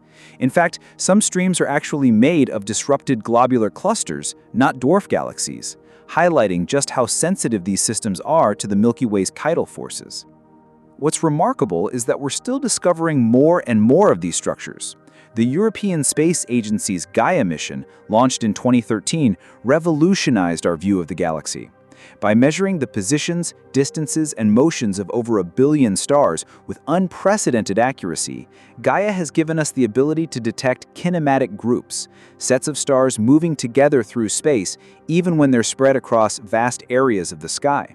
It's like turning on a black light in a crime scene and watching fingerprints glow. Suddenly, patterns emerge where we once saw only randomness. Through Gaia, we've identified not just previously known streams, but entire new populations of halo stars that don't belong to the Milky Way's native components. Some move backwards compared to the galactic rotation, others swoop in from above or below the plane.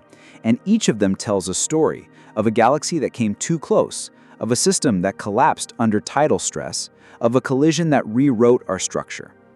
Importantly, these hidden collisions have implications far beyond our own galaxy. They help us understand how galaxies form in general. When we observe other galaxies, spirals, ellipticals, irregulars, we are often seeing them mid-merger. Some show clear tidal tails, bridges of stars between companions, or off-kilter arms that suggest recent trauma. These features are the cosmic equivalents of the Virgo overdensity, Sagittarius stream, or Gaia sausage, just on a grander or more distant scale. We see massive galaxy clusters, like the Coma cluster, where hundreds or thousands of galaxies are in constant interaction, bumping into one another, distorting one another's shapes, and triggering star formation. These environments are hotbeds of collision. And because light takes time to travel, when we look out at distant galaxies, we're looking back in time. The farther we look, the younger the universe, and the more frequent such collisions appear to be. Galaxy formation is, at its heart, merger-driven. But what makes our vantage point so special is that we are inside a galaxy that is still digesting the meals of its past. We are surrounded by the evidence, and we are just now developing the tools to read it clearly. Every star that doesn't quite move as expected, every cluster with an odd chemical signature, every warp or stream, these are the pages of an ancient cosmic history book, and we're finally learning how to translate it. There's also an emotional, human aspect to this. When we observe these streams, when we track them across the sky and map their orbits, we are engaging in a kind of ancestral research. These are the family trees of our galaxy. They tell us not just where the Milky Way came from, but how it became the place where stars like the Sun could form, where planets could stabilize, and where life could eventually emerge. Without these mergers, the Milky Way would be different. Perhaps too small to support a rich spiral disk, perhaps too metal-poor to form rocky planets, perhaps lacking the very ingredients that made us possible. So when we look up and see stars drifting in strange paths, long curving trails or arcing clusters high above the disk, we're not just seeing debris, we're seeing our inheritance.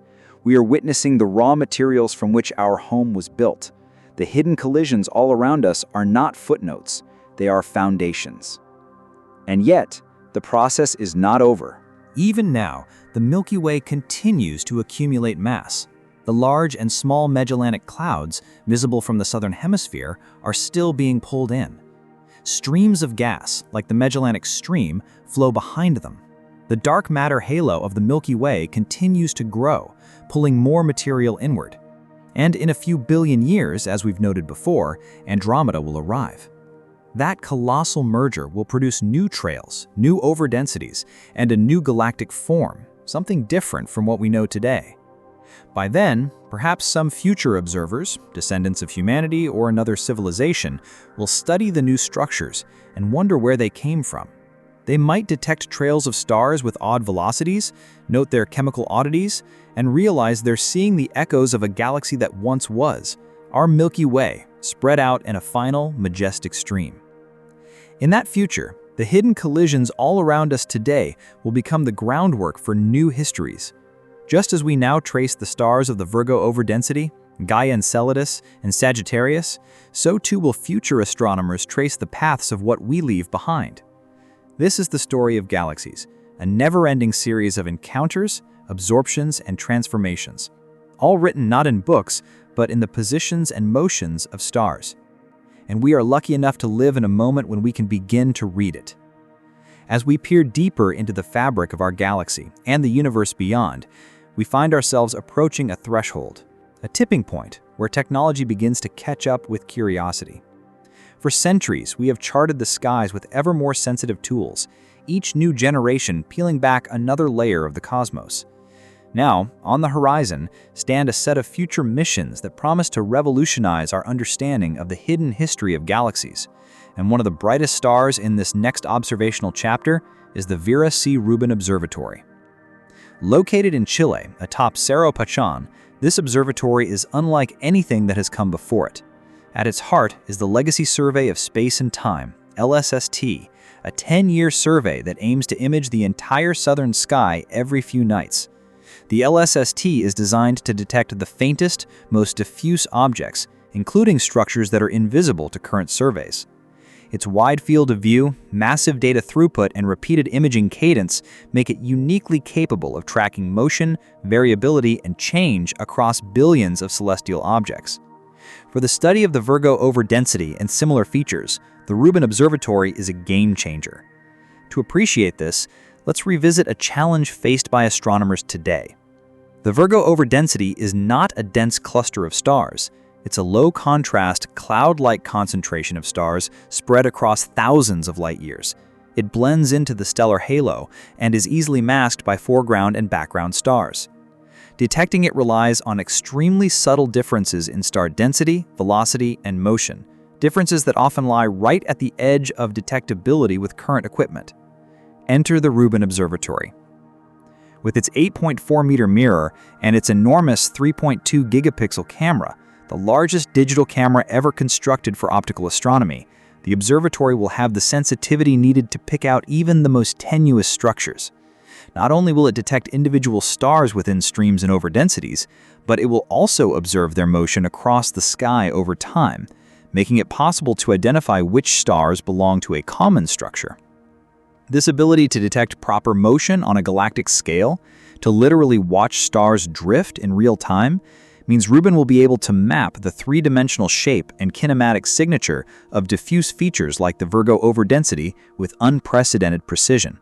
It will confirm or challenge the idea that the Virgo overdensity is part of a single infalling system, or reveal that it is composed of multiple intersecting streams from unrelated mergers. But Rubin isn't working alone. In the coming decade, it will be complemented by missions like ESA's Euclid telescope, which launched in 2023 and is now scanning the sky for subtle distortions in the light of distant galaxies caused by dark matter, a major player in galactic mergers. By mapping the distribution of dark matter, Euclid can help astronomers understand how structures like the Virgo overdensity affect and are affected by the Milky Way's dark matter halo. These two missions, Rubin and Euclid, form a kind of 1-2 punch, one seeing the luminous stars, the other mapping the invisible scaffolding they ride on. And yet the future goes beyond even that. Consider Nancy Grace Roman Space Telescope, NASA's upcoming wide-field infrared observatory. It will provide views of the sky similar in resolution and depth to the Hubble Space Telescope, but across an area 100 times larger. Roman's infrared vision will allow us to peer through dusty regions of the Milky Way, further unveiling streams, shells, and overdensities currently obscured by interstellar clouds, particularly in the galactic bulge, where ancient mergers may still be hiding. Then there's Theia, a proposed space observatory aimed at high-precision astrometry, measuring positions and motions of stars with even greater accuracy than Gaia. If approved and launched, Theia could measure the internal motions of small structures within the halo, such as compact remnants of disrupted dwarf galaxies, or smaller streams embedded within larger overdensities. In effect, it would allow us to watch the unfolding of ancient collisions in slow motion. Even the continued work of Gaia cannot be understated. While Gaia has already revolutionized our view of the Milky Way, it continues to collect new data. Future Gaia data releases will refine stellar motions, distances, and chemical compositions, making it possible to track individual stars within streams like those of the Virgo overdensity and distinguish them from the background population with greater certainty. The synergy between these missions is what will ultimately unlock the Virgo overdensity's secrets. Rubin will find new features and trace them with broad coverage. Gaia will provide the velocity data. Roman and Euclid will fill in the gaps, probing dust-obscured regions and dark matter interactions. Together, they will allow astronomers to reconstruct the merger history of the Milky Way, piece by piece, as though they were assembling a puzzle from scattered fragments of starlight. And there's more. The data processing infrastructure being built for Rubin and its contemporaries is itself a marvel. The volume of data expected from LSST alone, about 20 terabytes per night, means that artificial intelligence and machine learning will be essential tools. Algorithms will scan the skies for patterns in stellar motion, identify new overdensities, and perhaps uncover features even more subtle than Virgo, features that we've entirely missed until now. This revolution in data analysis may even change how we classify galaxies. No longer will we rely solely on visual morphology. Instead, we'll understand galaxies as layered, dynamic structures, full of ghosts from their pasts, visible only through motion, chemistry, and deep computational analysis. What does this mean for the Virgo overdensity? It means that what we see today, this broad, faint structure near the Virgo constellation, is likely just the tip of the iceberg. Rubin will likely reveal its full spatial extent, confirm whether it consists of multiple merger events, and trace it back to its original trajectory across the galactic halo. It may even allow us to identify the final remnants of the original dwarf galaxy that birthed it, a dense knot of stars, maybe even a former core, hidden in the fog. But more than that, Rubin and its companions will give us context. They will place the Virgo overdensity within the full web of galactic mergers, helping us understand how such features fit into the broader story of the Milky Way's growth. They may even show us that our current interpretation is incomplete or mistaken, that what we call the Virgo overdensity is actually part of something larger or more complex, or tied to events we have yet to imagine. This is the real power of future missions. They don't just add new facts, they rewrite narratives. They allow us to move from hypothesis to history, from speculation to clarity. And for something as elusive and sprawling as the Virgo overdensity, That clarity could transform it from a cosmic curiosity into a cornerstone of galactic archaeology. It's astonishing to realize that we live in a moment where such discoveries are possible. A century ago, we didn't even know other galaxies existed. A few decades ago, we couldn't see the faint halos around them. Now, we are mapping their pasts, tracing the fossil records of ancient collisions, and preparing to witness the next generation of observational astronomy. The Virgo Overdensity, once just a vague excess of stars in the sky, has become a focal point for this transformation. It represents the kind of hidden story that our new tools are designed to uncover. And as we prepare to open the eyes of the Rubin Observatory and its peers, we are not just looking for new stars, we are looking for meaning, for memory, for the interstellar echoes of long-forgotten galaxies that merged into our own. They are out there, waiting. In the final reckoning of cosmic history, the stars are not merely scattered lights, they are the ink with which time has written its deepest truths. And among those truths lies the Virgo Overdensity. Not an anomaly, not a mistake in a survey, not just another odd patch of sky, but a whisper from the Milky Way's buried past. A subtle, persistent murmur echoing across space and time. It is a fossil, silent, cold and scattered, but not meaningless. In fact, it may be one of the most eloquent messages our galaxy has left us. When we look at the Virgo Overdensity today, what we're really seeing is a story in stasis, frozen in the motion of stars. These stars, born in another place, once moved together as part of a whole, a small galaxy that traveled a lonely path through the cosmos. But billions of years ago, it made a fatal approach. Drawn too close to the massive gravity of the Milky Way, it crossed the event horizon of no return, not a black hole's boundary, but the gravitational frontier of tidal shredding. Pulled apart over millions of years, its stars were strewn across the sky, their unity broken, but their memory intact. Now, their motions still echo that long-lost trajectory. Their chemistry still remembers a different environment. Their collective shape, irregular, unaligned with the galactic disk, still speaks of impact, not origin. These are the hallmarks of a collision that changed the Milky Way, not just in structure, but in destiny. And that is perhaps the most humbling realization. The galaxy we live in, the spiral disk that contains our sun, our Earth, our entire history, is not a static creation. It is not a finished product. It is a living archive, built layer upon layer, collision after collision. Every overdensity, every stellar stream, every faint ripple in the halo is a remnant, a scar, a fingerprint left behind by an encounter with another world. We tend to think of galaxies as singular, unified entities, but the Virgo Overdensity reminds us that galaxies are communities, built from many ancestors. The Milky Way has grown by devouring smaller galaxies, not out of malice, but by the simple physics of gravity and proximity. In doing so, it has become a mosaic, a collection of stellar immigrants, each with a different birthplace, history, and path. We live in a time when we can read those stories. With missions like Gaia, Rubin, Euclid, and others, we now possess the tools to map galactic memory. We can trace ancient collisions, reconstruct lost galaxies, and chart the paths of stars long dead. The Virgo Overdensity, with its ghostly spread and peculiar motion, is one of the clearest signatures of that ongoing journey. It is not alone, of course. Sagittarius, Gaia Enceladus, Helmi, and others have all left their marks.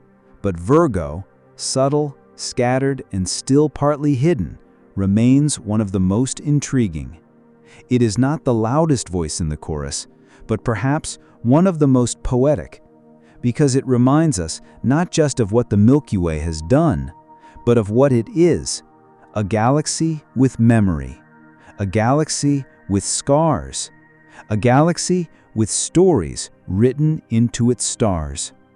In a very real sense, the Virgo overdensity is not just a piece of the Milky Way's history. It is a piece of our history. Because without these ancient mergers, the Milky Way would not have become the galaxy it is today. Without these absorbed galaxies, there may have been no thick disk, no stable spiral arms, no chemical richness, no sun, no Earth. We are, in part, the children of collisions. And so, as the video draws to a close, we leave viewers not just with data, not just with facts, but with a feeling, a quiet awe in the face of cosmic evolution. The Virgo overdensity is not merely something we study, it is something we are part of. It is a silent monument to the universe's long memory, an ancient ripple that still flows through the night sky. Its stars are still out there, moving together, whispering their origin to those who know how to listen. And now, perhaps, we're beginning to understand what they've been trying to say all along. This video is for educational or entertainment purposes only, and information provided in the video may be incorrect. Like the video and subscribe to the channel for more such amazing videos.